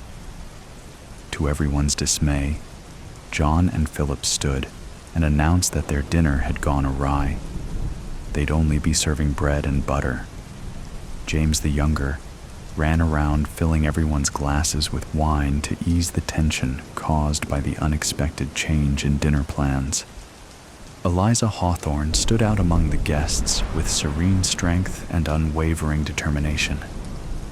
Her piercing eyes, reminiscent of the golden hues of an autumn sky, mirrored her inner fortitude. Her hair, arranged in a bun, complemented her firm lips. They exuded an air of stoicism and resolve that belied her delicate features. In his convictions, Henry stayed steadfast with a few words. He gazed at the crowd with eyes resembling the roots of an ancient oak tree that shaded their farmhouse. He silently stood beside Eliza as she extended her invitation with effortless grace. She declares, "We propose to share the bounty of our garden, inviting everyone to partake in the fresh vegetables outside in our cart." With his broad shoulders and hands roughened by years of manual labor, Henry showcases his physical prowess. They embodied rugged masculinity and muted strength as he reached for a piece of bread. Eliza's hands, calloused from years of hard work on the family farm, coaxing life from the fertile soil, handed him the warm butter. Laughter and chatter filled the room. Everyone enjoyed the simple meal and each other's company. Wine flowed with the harmonious chatter, celebrating Jesus. Amelia Munch interrupted the chatter by wailing a piercing scream, which reverberated through the refectory like shattering glass. Fear and existential angst etched anxiety across her porcelain skin. Her haunting beauty and piercing green eyes conveyed a profound sense of terror. Everyone gathered around curiously to see a nude woman lying on a couch covered in blood. Judas Iscariot declares that someone among them is the menaced assassin. The group exchanges nervous glances, unsure of whom to trust. Suspicions grow, causing the once warm and inviting atmosphere to turn cold and tense. Iscariot's accusation lingers, casting a shadow over the joyous gathering.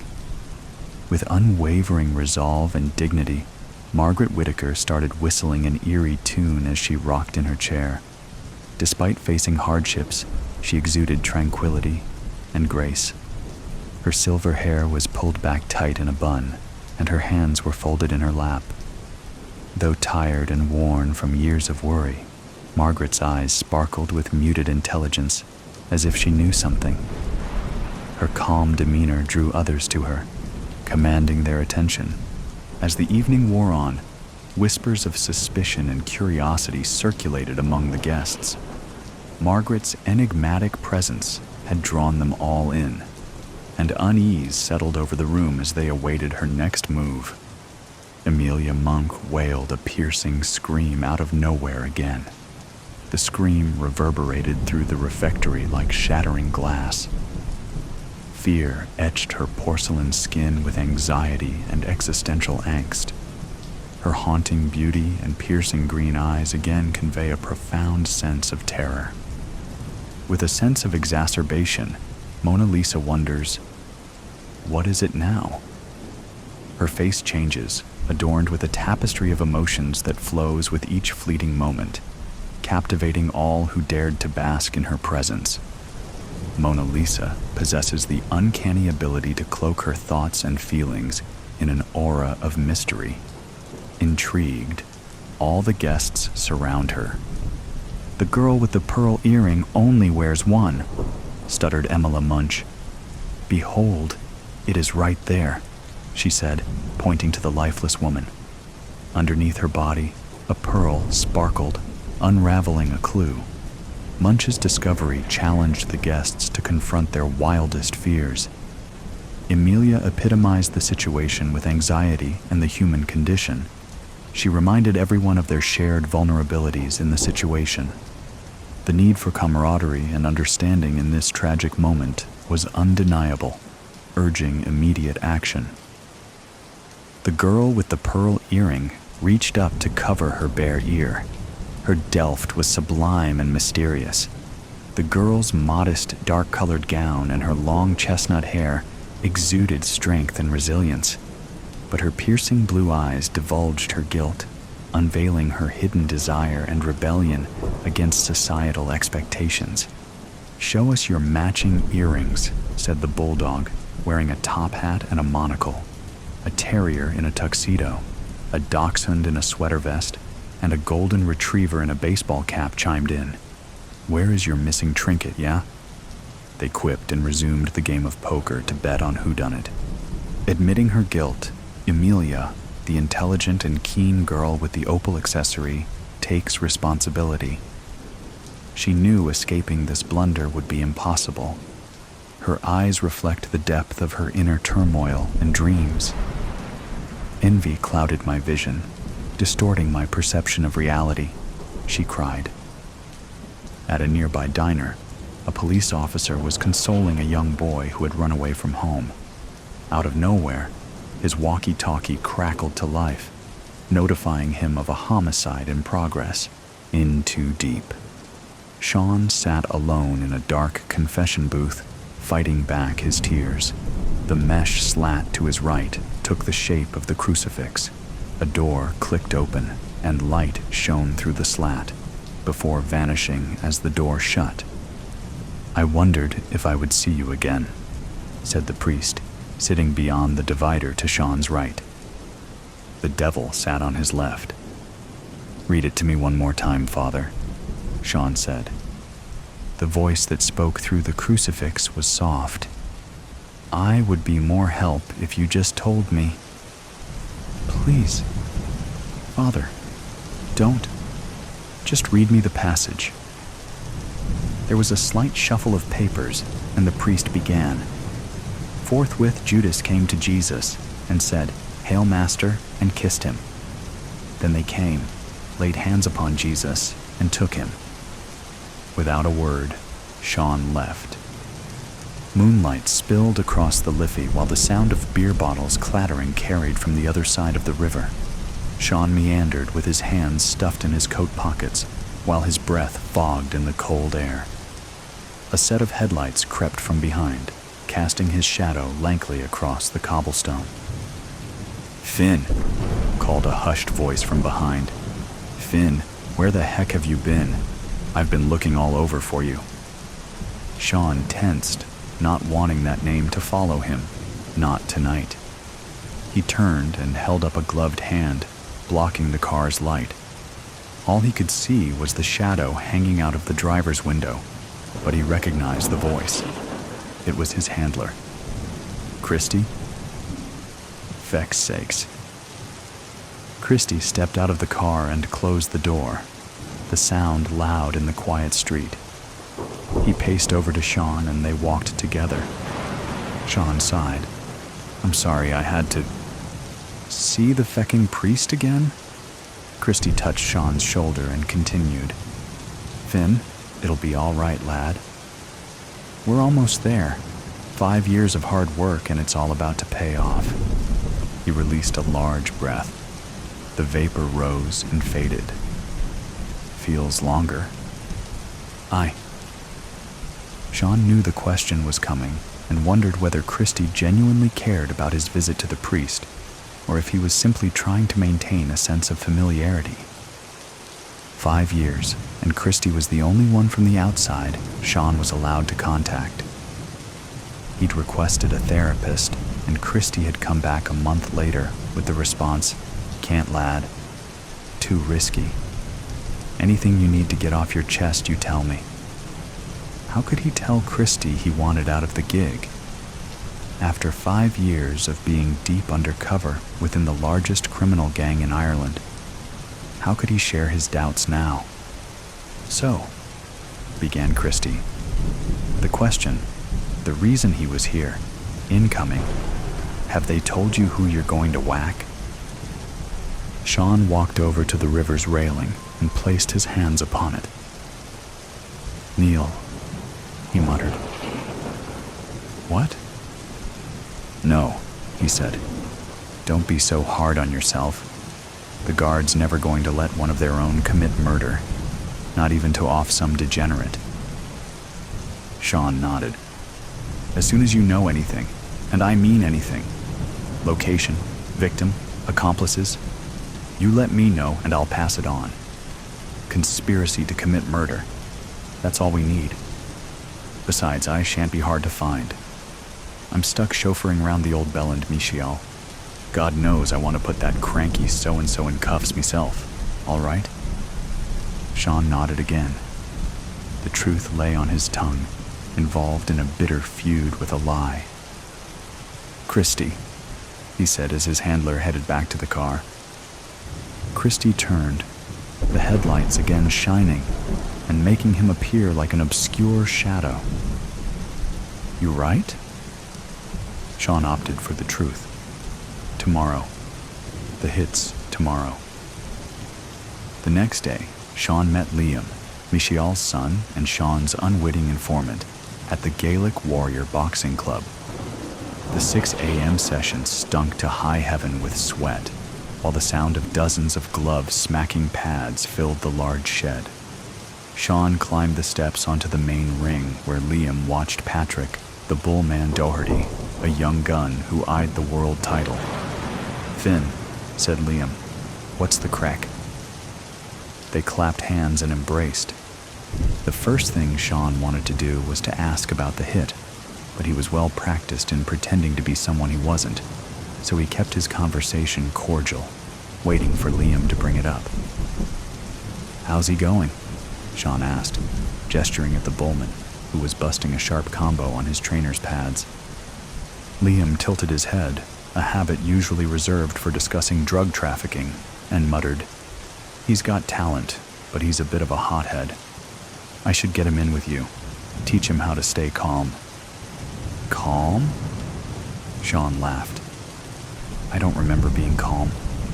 I just remember being belted." "Nonsense," said Liam. "I didn't take you on 'cause you can scrap. I manage hundreds of boxers. They can all do that. You can handle pressure, Finn. That's why we chose you for today." Sean's insides tensed, but his eyes remained unflinching. "Nothing I ain't done before." Sean hadn't told Christy the entire truth last night. He had told him the hit was going to be today, which it was. He also said he didn't know who they were taking out or where, and that was the truth. But he had said Liam wouldn't be there, and that was bollocks. "Well, you ain't done none like this," said Liam. "It's a Garda, a dirty coppa." Sean looked towards the boxing class taking place on the floor, hiding his reaction from Liam. Cold air swept over his skin. His shoulders shuddered, and his mind flashed to images from 4 years ago. He was 27, and the bright lights dazzled overhead. The coach was there, but he hardly remembered him. he remembered Michial and Liam in his corner. His opponent was some hard-bred scouser, as bald as a hard-boiled egg, with a mashed nose and a bitter scowl. The scouser eyeballed Sean, and Sean was shit-scared. "Don't worry about that prick," Liam had said. "He don't look tough. It's some inbred deformity." Sean turned and leant over the corner ring. Michial rubbed his shoulders, speaking sternly. "Come out with 3 fast jabs. Bam, bam, bam. He'll slip the last one, then pow right hook. You tracking?" Sean nodded and spat out agreement over his mouthguard. "All right," said Liam. "Give 'em hell." The bell dinged. It had been a tough fight, one that went the distance, and when it was all over, the name Finn was called out. He'd won, and the rest of the night was a blur down at Temple Bar. But before the first pint was raised, Sean had been overcome with a feeling, a deep relaxation that settled itself across every inch of his skin. A feeling that told him he didn't have to watch over his shoulder anymore. A feeling that said, "Relax. They trust you. And you trust them. You trust me, don't you, Finn?" Liam patted his shoulder. Sean swallowed and turned back to face him.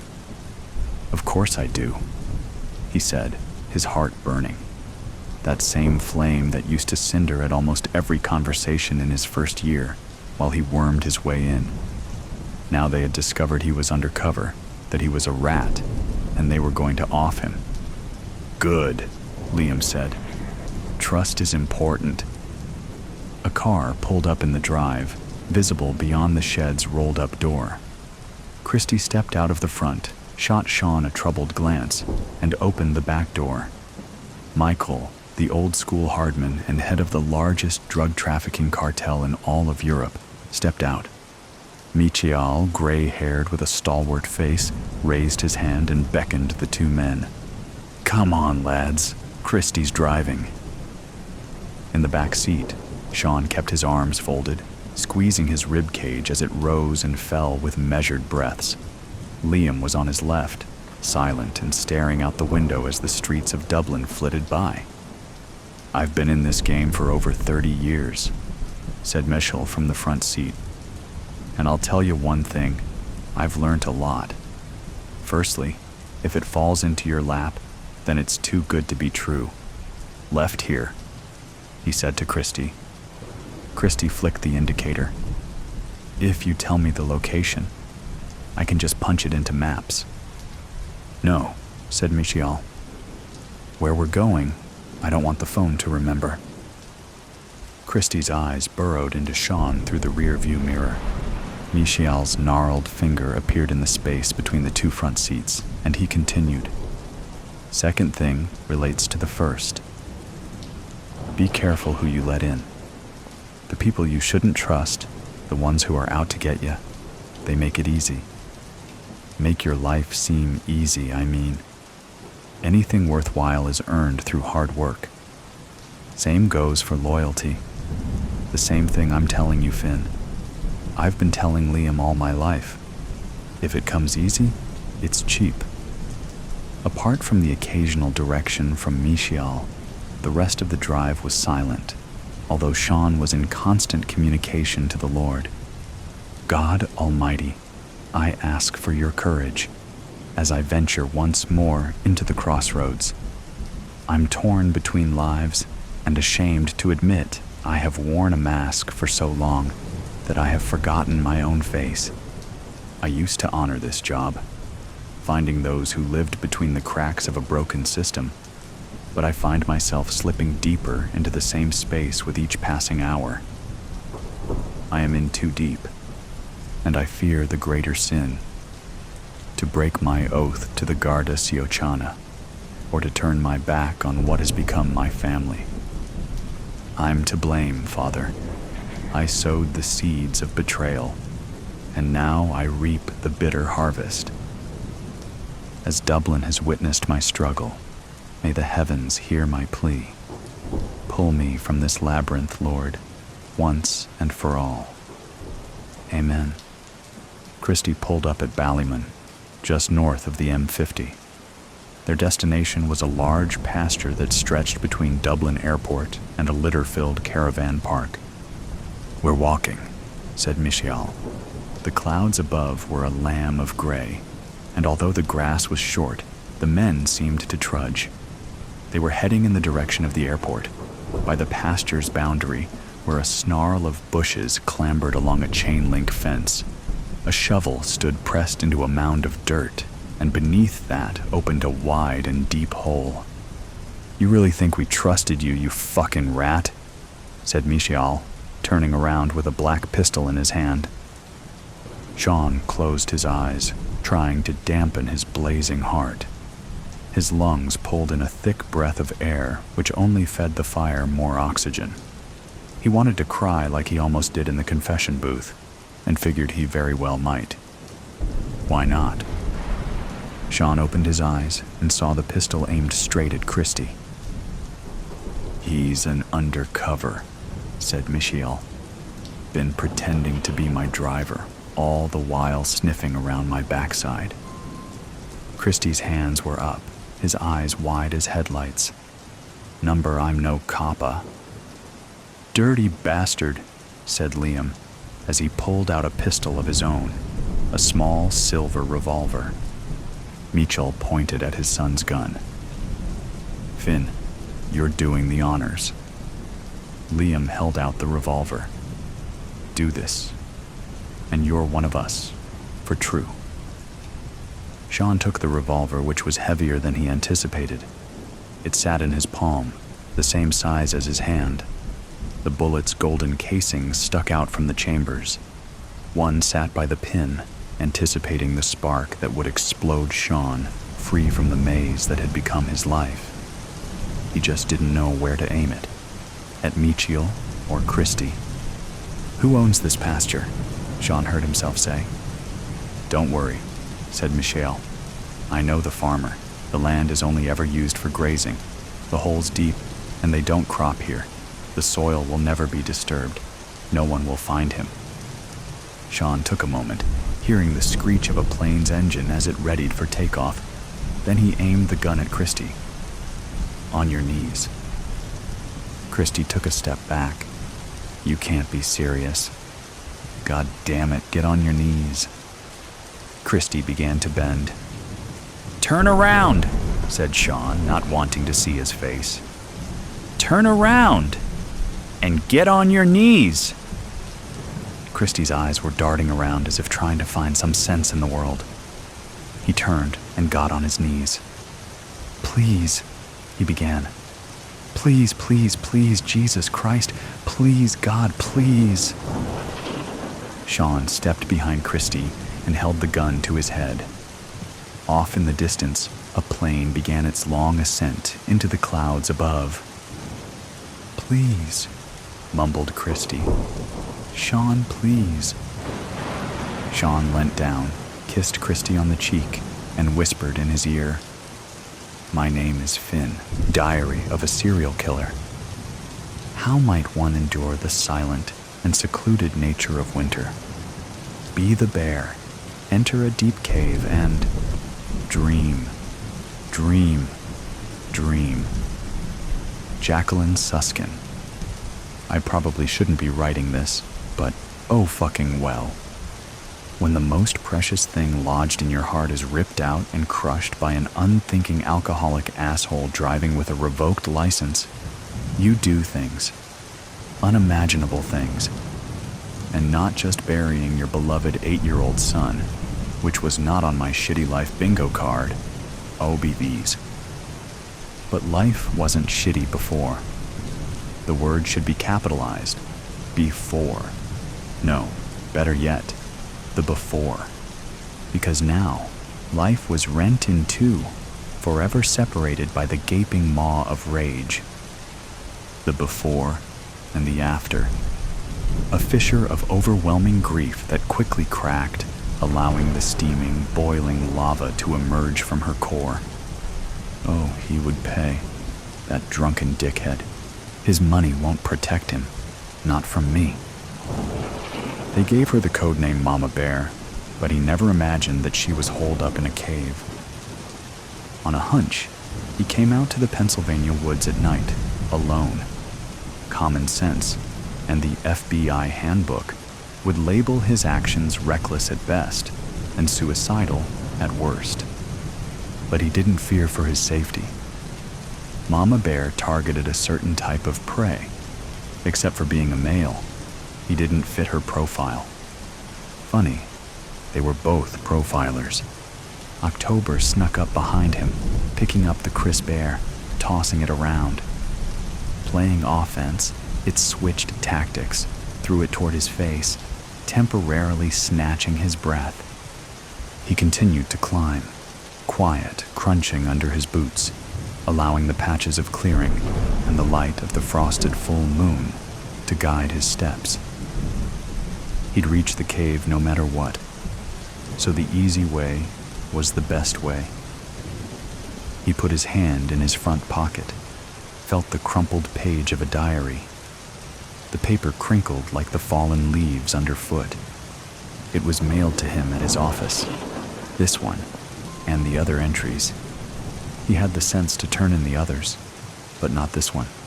Well, most of the others. She vowed to herself that she would abstain from killing for a month, or so she wrote. By his accounts, it was day 30. He hoped her undated entry referred to October. At least he would have a day. One day. It was easier than I thought. I would say too easy. But that motherfucker mowed down my baby like a shirtless, beer-bellied jagoff hurrying to cut the grass before the Buccos game. Maybe it shouldn't be hard. Justice shouldn't be hard. Not in the semblance of a fair world. Leaves skittered and scurried around his legs, tumbling over each other like playing squirrels. He stopped, inhaled deeply. He loved the smell of fall, that last exhale of trees mixing with ripe decomposition. I'm so glad I live in a world of Octobers. He smiled at the memory of his sister quoting Anne Shirley, not so long ago. His smile fell. Not so long ago, yet forever ago. Tragedy has a way of altering time, elongating some parts and compressing others. He looked up through the lattice of bare limbs, a web of gnarled fingers, the indigo sky stitched with rhinestones. Did the stars foretell it? It was the mutable signs of the zodiac: Gemini, Virgo, Sagittarius, Pisces, BTK, Dahmer, Bundy, the ones born at the end of a season, not in the middle, like the fixed signs, like Scorpio, like her. You'd think one was enough, but it wasn't. I realized AA was just one of many. Sure, I settled my score, but what of the other moms? South many, blights, diseases walking the earth, infecting others with their cruelty, their carelessness, their capriciousness. Someone had to bring order, just like Melville Dewey did to book classification. 000 to 999. He considered turning around to walk back down the hill. He turned, but didn't move. In the distance, the twinkling lights of downtown Pittsburgh weaved a terrestrial constellation of bridges, one-way traffic, and sundry skyscrapers. The Steel City, just like its people, metal backbones, gritty guts, and honest hearts. He craved a sandwich from Primanti's. Any sandwich. That was the last time he saw her. At Primanti's. The original one.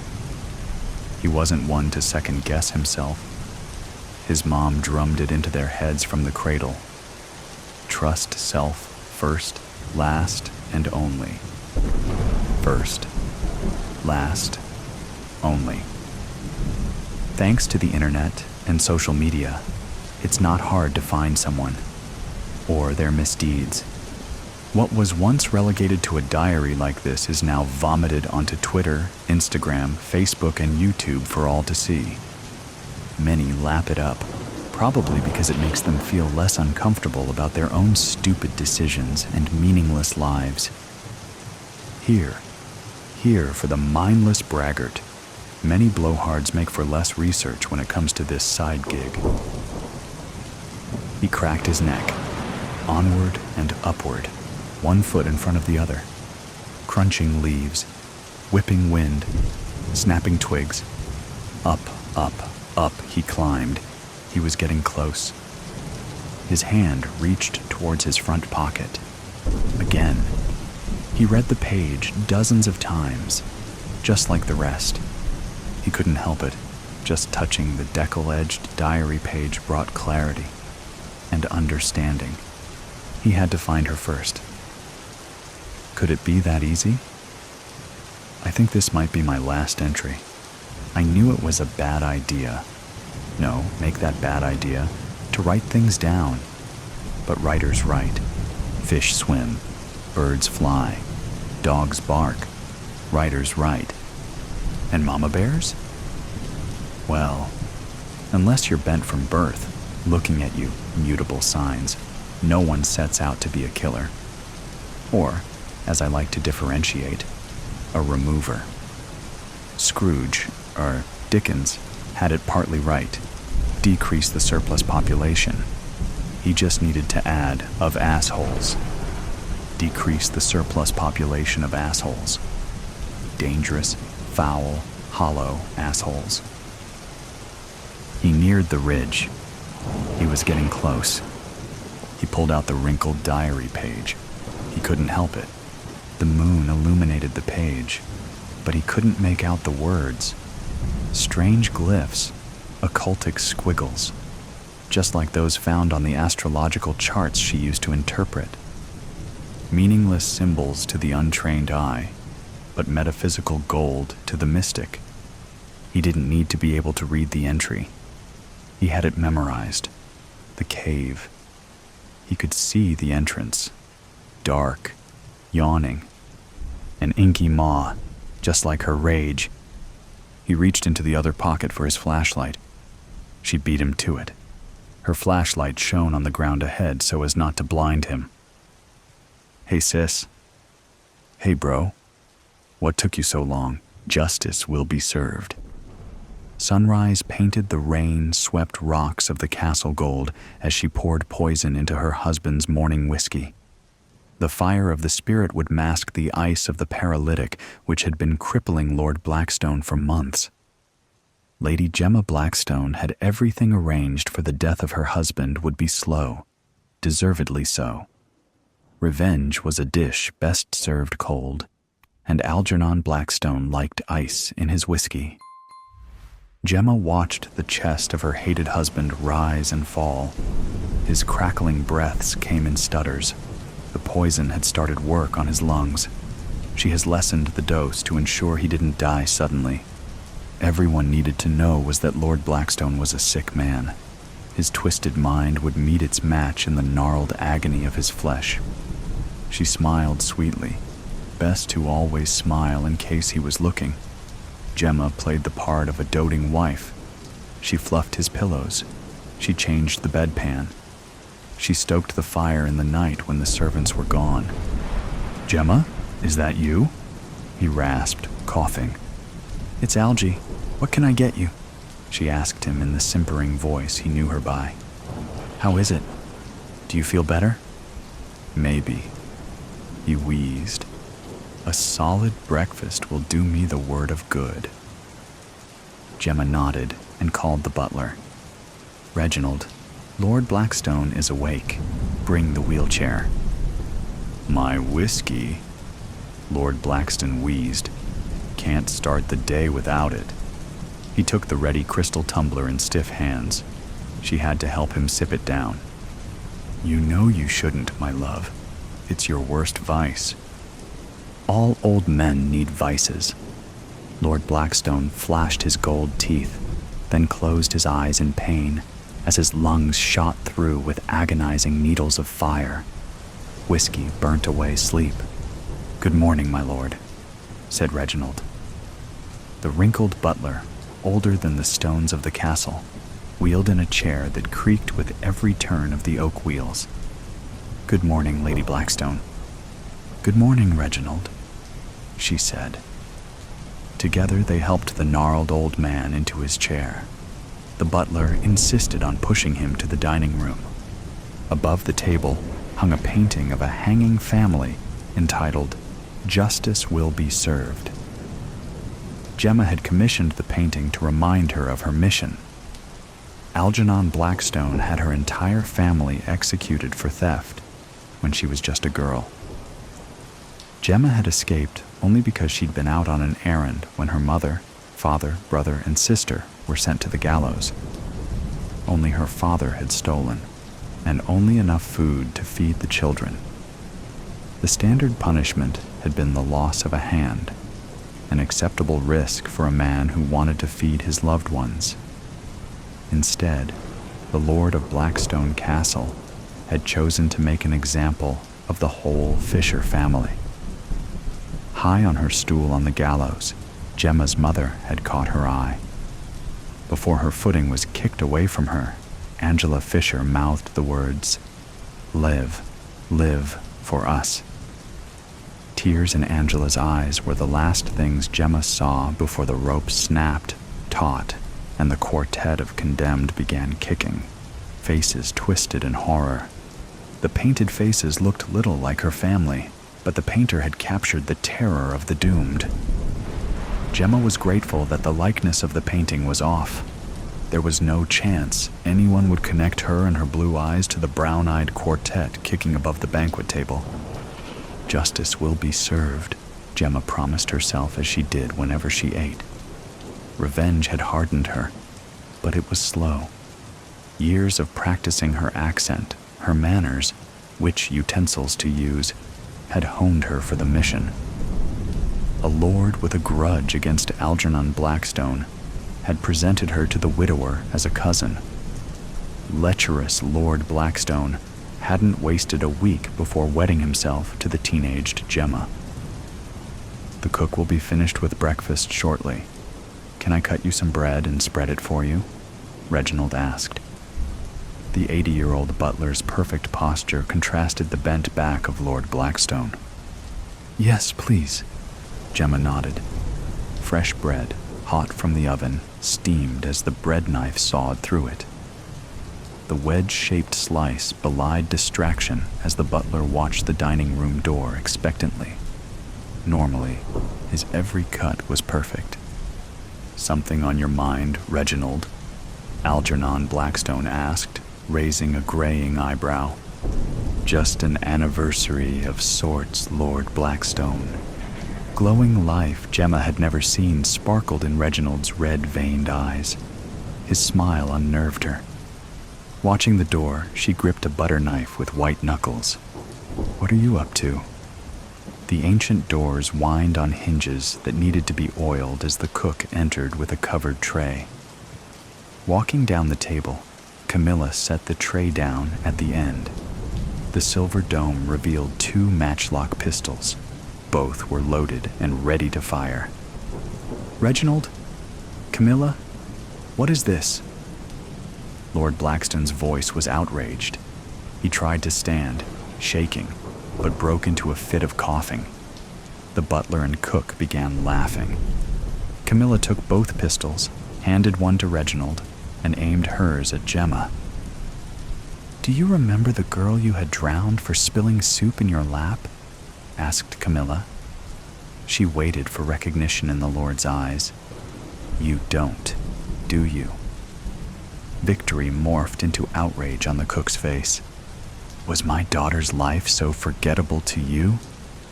"I don't," Lord Algernon began. "Soup!" Reginald yelled. "Spilled soup!" He leveled his pistol at Lord Blackstone.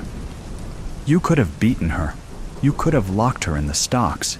You could have simply fired her. No, you killed her. Our beautiful girl drowned over fucking soup." Reginald's forever gray face was red. Veins throbbed in his forehead. She was your daughter? Algernon asked, looking from the butler to the cook to Lady Blackstone. Our only daughter, Camilla nodded. Who you killed 20 years ago today. 20 years? Gemma asked, unable to stop herself. You waited 20 years? He killed my family 7 years ago, and I was nearly done with him. Camilla's gun aimed at her heart as she pointed at the painting above the table. You commissioned that painting yourself, Reginald said. He waved his free hand at justice will be served, to remind me of the mother, father, sister, and brother he had hanged. Palms raised, Gemma pushed herself out of the gilded chair she'd been sitting in 3 times a day for years.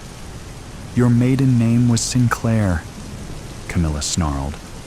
I was here when Lord William Sinclair delivered you to Lord Blackstone. With every word, Gemma saw the old woman working herself up to shooting Gemma. To him, she was as guilty as Lord Blackstone. He hated Algernon. I told Lord Sinclair my marriage to Lord Blackstone would be his downfall. William was only too happy to help. I'll have you all hanged, said Lord Blackstone.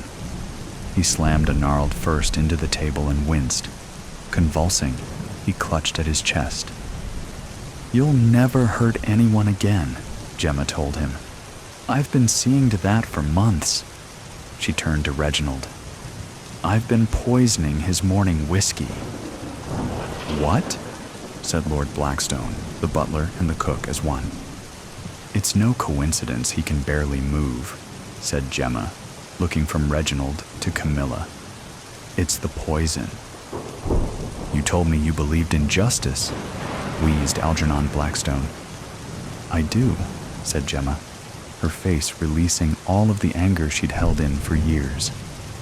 Justice for my mother Angela, for my father David, for my sister Alice, for my brother Darren, all murdered so that you could make a point. She prodded his chest. His hand moved to catch her finger at a snail's pace. There's poison in my Janelle No. 5 perfume. I've been adding a drop to your whiskey since I bought the rat killer from a farmer at last year's summer fair. He stole from me. I had to set an example, said Lord Blackstone of her father. Do you know how many one-handed thieves there were walking about in the town, making a mockery of justice, of the law?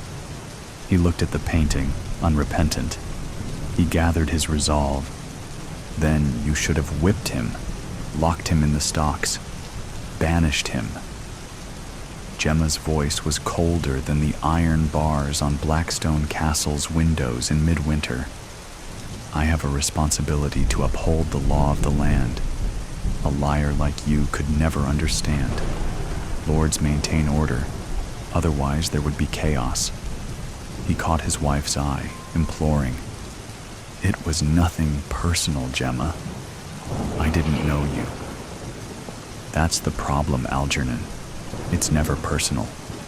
Life means nothing to you. Their daughter meant nothing to you. Lady Blackstone waved a hand at the butler and the cook. It's personal for us and everyone who's had their life destroyed by your twisted vision of justice. You're serious, aren't you? Reginald asked. Camilla, take the gun. I have to know. He handed his pistol to the woman who had prepared every meal Algernon had eaten for 20 years. His coattails flicked as he flitted through the dining hall door. His footsteps retreated, clattering along the flagstones. Gemma, said Lord Blackstone. Desperation was writ large in his bulging eyes. You've been my wife for 5 wonderful years. I've loved you with all my heart. I've had the hard task of keeping the peace in these parts, but I've never meant you harm. Gemma, I love you. Please don't do this. He pressed his palms together. In the name of God, spare me. God? Gemma scoffed. Love? She slapped the table, giving Algernon and Camilla a fright. You would have hung me with the rest of my family if I hadn't been checking the family crab traps. I returned to find my entire family on the gallows on your order. I watched them hang because you had decreed it. Tears of anger ran through her powder makeup. God may have said, "Thou shalt not steal," but I'm sure he gave precedence to "Thou shalt not kill." You have a lot of blood on your hands, Lord Blackstone. At his title, Gemma turned on the stately accent which had been slipping as she told her story. "Don't think I trust you," said the cook to Lady Blackstone. "I've watched you playing the doting wife for years. I've seen you fawning over this monster. I've heard you praise his firm hand for the law." The gray hair of the old woman was slick with sweat that beaded on her forehead. "That's all it was, Camilla. An act. You must have known my mother Angela, and me. My name is Jenny Fisher. I lived in Blackstone until the day he hung my family. I ran to Winshore to escape. I learned to copy Lord Sinclair, working in his kitchen. I learned the way the gardener poisoned foxes and rats. I formed a plan. I convinced Lord Sinclair to pass me off as his own to spite Lord Blackstone." Jenny Fisher took a deep breath before her next admission. "Then I killed Lord Sinclair." "What?" Algernon turned to look at her. "A murderess in my bed all these years." "I was in good company as far as that goes," Jenny said coldly, the lesser of two evils. Lord Sinclair was no saint himself. She chewed her nail as the sound of Reginald's perfectly shined shoes returned. "I don't know what's in this bottle," said the butter, holding up the exquisite green glass. "But it's not perfume. It's certainly not Janelle number 5. "None of it touched you, did it?" Jenny asked. "A drop is dangerous. 3 is death." "She's telling the truth?" Camilla asked. The gun aimed at Lady Blackstone lowered from Jenny's heart to her stomach. "This is too much. Lord Blackstone has no shortage of enemies. That's no secret." Reginald took a gun from his wife and sat heavily 5 seats down from the lord and lady of the castle. "How can we know for sure she's telling the truth?" Camilla asked. "We've waited all these years. I'm not letting revenge slip away after all that time. I want to see the light leave his eyes. I want to watch his soul leave this husk on the way to hell." "Camilla, please." Algernon's lip quivered. "You shut your murderous mouth, Lord Blackstone. I want nothing but death from you." Camilla stretched her arm from point blank until the barrel was one chair from the wretch who'd brought them all together. "Let me do what I was planning to do." Jenny tilted her head as her mother had when she'd haggled with Sellers. "He drinks from that bottle, as much as he likes. We can all watch justice be done. That way you'll know." "Gemma!" Algernon Blackstone tried to stand and coughed up mucus and blood for his futile efforts. "My name is Jenny Fisher, always was, always will be, daughter of Angela and David, sister to Alice and Darren. I want you to know that as you die." Her dress, green silk and cotton, fluffed her out to twice the size as she stood by his side. "We have glasses. Let me serve him." "Number, I'm not drinking anything you give me," Lord Blackstone said with steel in his voice. "Then let them shoot you." "I'm sure that hurts more," said Jenny with a cruel smile. "Whether you die isn't up for debate, husband. Your choice now is how you want to go." Reaching across the long table, she took an empty glass and opened her hand, waiting for the green bottle in Reginald's grip. When he handed her the former perfume container, she poured a shot of it into the waiting glass and handed it to Lord Blackstone. Silence took a seat beside them at the table and waited patiently. Harsh winds from across the sea could scarcely be heard over the sound of the host's labored breathing. Algernon Blackstone stared at the clear liquid in the glass, pure as water. His hand trembled. "I can't smell it." said the Lord of Blackstone Castle. That was the point, husband. The woman he'd known as Gemma for years watched him expectantly. This or a gun wound? He asked, raising the glass of death.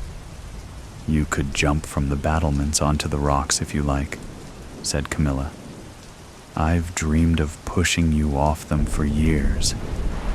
Justice will be served, said Lord Algernon. His shoulders sank. Is it too late to say that I'm sorry? He looked from one executioner to another. No, said Reginald. But it's far too late for an apology to get you out of this. Algernon coughed. Closing his eyes, he nodded. Well, I'm sorry anyway. I tried to see the world in black and white. It was easier that way. He swirled his doom in the glass. It tasted fine in whiskey. If I'm to go, can it be in bed? One last sleep? What do you think? Reginald asked Camilla. As long as it's done. The cook nodded. Back to bed then, Lord Blackstone. The butler took the glass from Algernon's shaking hands, gave it to his wife, then wheeled his master away. Jenny walked behind Reginald with Camilla's gun aimed at her back. The butler helped the lord into his four-poster bed. Jenny filled the rest of the glass with amber alcohol and handed it to her husband. Looks delicious, said Lord Blackstone. He gave them all a vicious smile. I forgive you for murdering me. Hopefully you can all find peace together, knowing what you did, what you are. Laughing through a cough, he drank down his whiskey. Trying to divide us with your last words? Jenny sat by Lord Algernon's side. How you? Just remember my family as you die. She took his hand, already immobile. And our daughter, said Camilla. He can't talk, said Jenny. He's not breathing. This is the end. She looked into Algernon's bulging eyes. Justice is served. Lord Blackstone's chest stopped moving. He twitched weakly, then ceased. Is he dead? Reginald asked. Number not yet, but it is inevitable now. Jenny closed the liver-spotted eyelids of her husband. His skin was cold. Her fingers on his neck felt the beat of his heart slowing to a stop. It's done. I thought I would feel something. Camilla looked at Reginald. I thought I would feel some peace at last. What now? Reginald asked. Breakfast? Lady Blackstone suggested. The day had not gone as planned. She had 2 loose ends to tie off and always planned better on a full stomach. Not Mary. The unnerving chorus of cutlery scraping porcelain echoed throughout the room. Tension hung thick in the air, palpable enough to reach up and slice into it with my steak knife. Beside me, my sister sniffed. From my periphery, I could see her red-rimmed eyes staring blankly at her untouched plate. I cut into the slab before me, crimson juices forming a greasy puddle. I took a bite, relished the tenderness. The peas encroached into the sea of mashed potatoes like invading soldiers. Would you please pass the potatoes, Mary? Mother asked from the other end of the table. I nodded, heaving the dish over to my sister to pass on. Her gaze remained fixed on her plate as she sat on both hands, legs trembling. A small, choked sob escaped from her lips. That's quite enough, Leah, Father growled, stabbing into his own steak. Leah shakily grasped the bowl, ushering it to Mother. Between them sat Jonah, barely peeking over the edge of the table and pushing his food about. At the tender age of 5, he was blissfully ignorant. I chewed a bit of gristle in the next bite, watching Father's brow furrow as he took a sip of wine, a rogue tendril staining his snowy beard burgundy. He cleared his throat, an action which rendered the table still, waiting with bated breath. Children, The ultimate test is almost upon us. I hated the way he spoke, like that of an old novel. Mother rested a bony hand over his and listened intently. With her other hand, she fingered the gold cross hanging from her neck. We will not let the enemy destroy our union. We will not succumb to their devilish tendencies, for they are blind to the ways in which we serve him. They will never know such unwavering love and loyalty, and for that, I pity them. Mother nodded in understanding, her silvery bun bobbing. Father tossed his napkin over his plate and stood, chair screeching dully on concrete. We watched as he climbed the nearby staircase. Stray spots of maroon that had earlier leached into the wood marked his steps, evidence of what he'd done to protect the sanctity of his family. There was once a time when I would have chased after him, lunging for the open door, yearning for sunlight, but the scar on the back of my head itched like an ugly deterrent. I made it a point to constantly remind myself of who I was, where I came from. Fragments of memories, the way my mother used to rub my back in the morning when she woke me for school, the sound of my father's work shoes on the hardwood floors every evening, the hum of the fish tank in my childhood bedroom remained filed away in the depths of my mind, growing fuzzier with each passing day. But I dared not speak of these memories. They were mine and only mine. Leah, now gangly and naive in the throes of adolescence, was more pliable. I imagined she couldn't even recall things like the details of her mother's face or the way it felt to ride a school bus. When mother and father told her something, she accepted it at face value. And Jonah, in all his cherubic innocence, had never known another life. The harsh fluorescents were his sun and moon, every day the same. Sometimes it made me want to weep, but then I reminded myself he knew no different. Perhaps it was better that way. Father's thunderous descent broke my thoughts. Mother stood at his approach, collecting some of the equipment he came bearing. As he laid a piece before each of us, the breath caught in my throat. My eyes followed the transition from dark metal into laminated wood that led down to an unmistakable component, a trigger. Out of the children, only I knew how to operate a gun.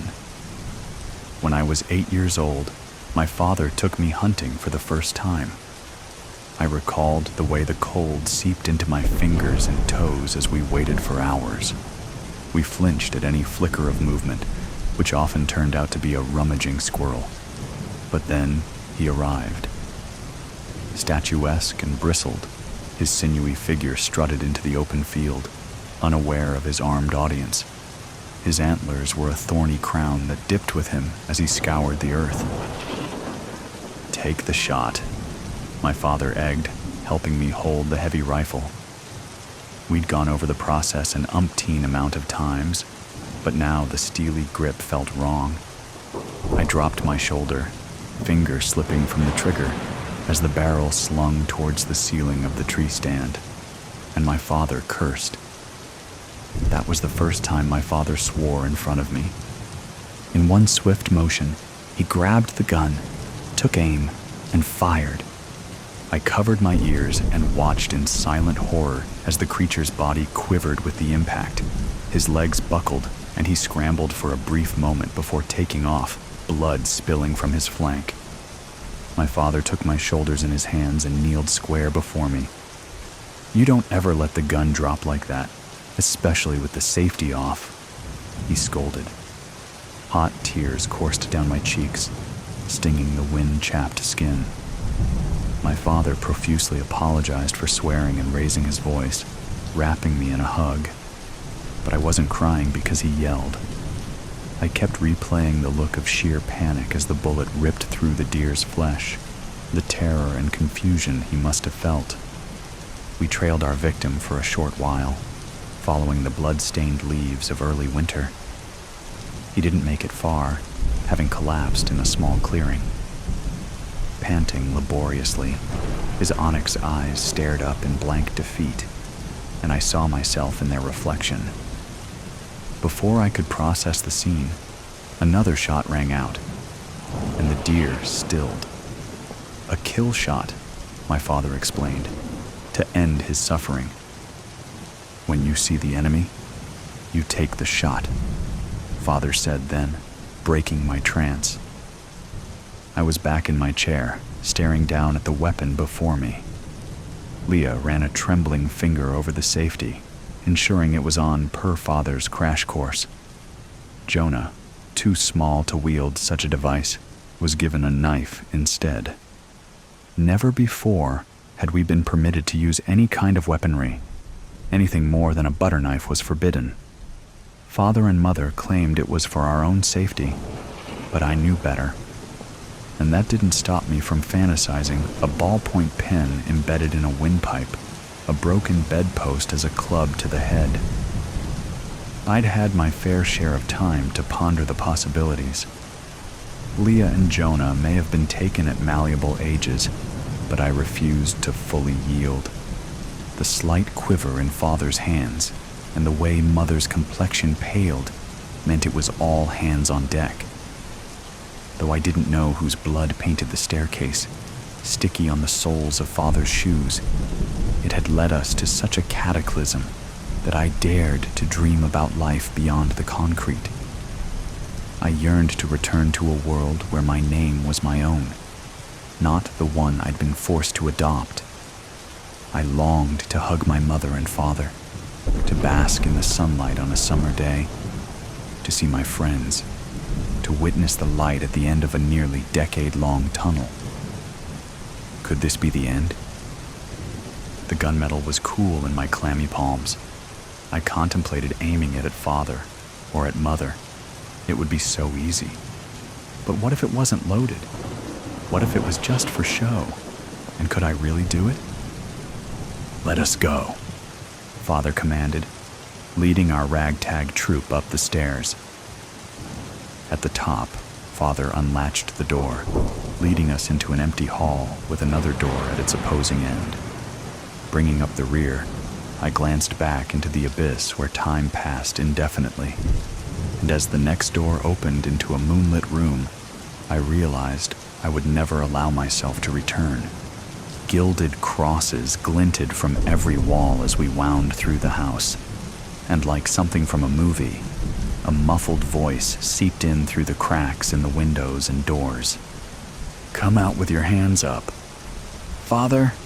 Leah croaked. "Who is that?" Father ignored her, the click of his safety flipping off. He slung the gun around his back, nodding at Mother as he approached the door. The rush of blood thrummed in my ears. Leah mimicked Father and switched her safety off, and Mother did the same. Greasy coils of nausea knotted my gut as I followed their lead. I swallowed the bile rising in my throat. Nothing about the unfolding situation felt good or right or godly. Father gripped the doorknob with a fierceness and turned. Golden porch light flooded the entryway. For a moment, Father's face looked younger in the warm glow, and I wondered what led him to this path in life. Slowly, he raised his hands above his head and stepped outside. "Drop your weapon!" an extraneous voice shouted. "It's over, Arthur," another called. "Do the right thing and drop your weapon." "I'm afraid I can't do that," Father replied simply, as if he were declining an invitation to a party. "Your godlessness is a stain on this earth, and I have to protect my family from such evil. I can't let you destroy the Lord's work. You think you can interfere with his plan?" Disconcerted grumbles echoed as a reply. "Dear?" Father called. Mother, gun cradled in her arms, crept to his side. Her skin was sallow, brow damp with prickles of sweat. The woman, always so composed, seemed to be cracking. "Mrs. Goodfellow, drop your weapon now," the second voice commanded. Tensions heightened with each passing second. "Put down your weapon and put your hands up." Negotiations persisted. But I knew Mother was as stubborn as a mule and loyal as a dog. She would follow Father to the ends of the earth. The crunch of boots on gravel drew near. Father stiffened. "Not another step," he threatened, raising his gun. "Don't turn this into a standoff, Arthur," the voice urged. "That's not going to do either of us any good." A treacherous moment of silence ticked by. Every part of me trembled. "I will not let you tear this family apart," Father declared coldly. "Maud," he said, nodding at Mother, who lifted her gun. Her finger made contact with the trigger, and she pulled. A deafening blast ripped through the cool night air, and all hell broke loose. Shouts of anger and bewilderment erupted, and I watched as Mother's body lurched back in a swarm of bullets. In collapsing, her gun fired. I fell to the floor, covering the important parts of myself. Father crawled lamely over the threshold, dragging Mother's body with him. With a weak kick, he shut and locked the door. Blood from their matching wounds seeped into the floor, a crimson trail smeared behind them. Amidst the chaos, Father tenderly brushed stray hairs from Mother's face. He caressed her cheek in his calloused hand as she gasped for air, her blouse soaked through and the cross dangling from her neck now stained. Faint whispers of prayer spilled from his lips as he continued to comfort Mother. Barked orders swirled beyond the window panes, the thud of boots heavy on the porch. From the floor, I glanced around. Jonah was nowhere to be found. "Jonah?" I called quietly. "Leah, Jonah's not." I turned. Leah lay face down nearby, arms splayed by her sides and gun resting under the nearby sofa. "Leah?" On shaking limbs, I clawed my way over to her. Terror gripped my throat so viciously I struggled to breathe. Thick locks of brunette cascaded into the floor, shielding her face from view. I carefully grabbed her shoulder, rolling her over. A strangled cry escaped me as I recoiled at the sight. Blood trickled from her forehead down the bridge of her nose between lifeless eyes. The bile that earlier threatened to purge itself did so then. I wiped my mouth, one last dry heave racking my body, before curling up beside Leah. Garbled whispers across the room caught my attention, and I looked to see Father lying beside Mother, gazing up at the ceiling of the foyer. Though worse for wear, he still managed to recite the Lord's Prayer unfalteringly. Mother remained limp, devoid of life. "Mary?" Father called blindly, like a sick game of Marco Polo. "Mary, child, are you still there?" I rose, stepping gingerly until I stood over top of him. His snowy beard, once stained with wine, was now marred with fatal streaks of maroon.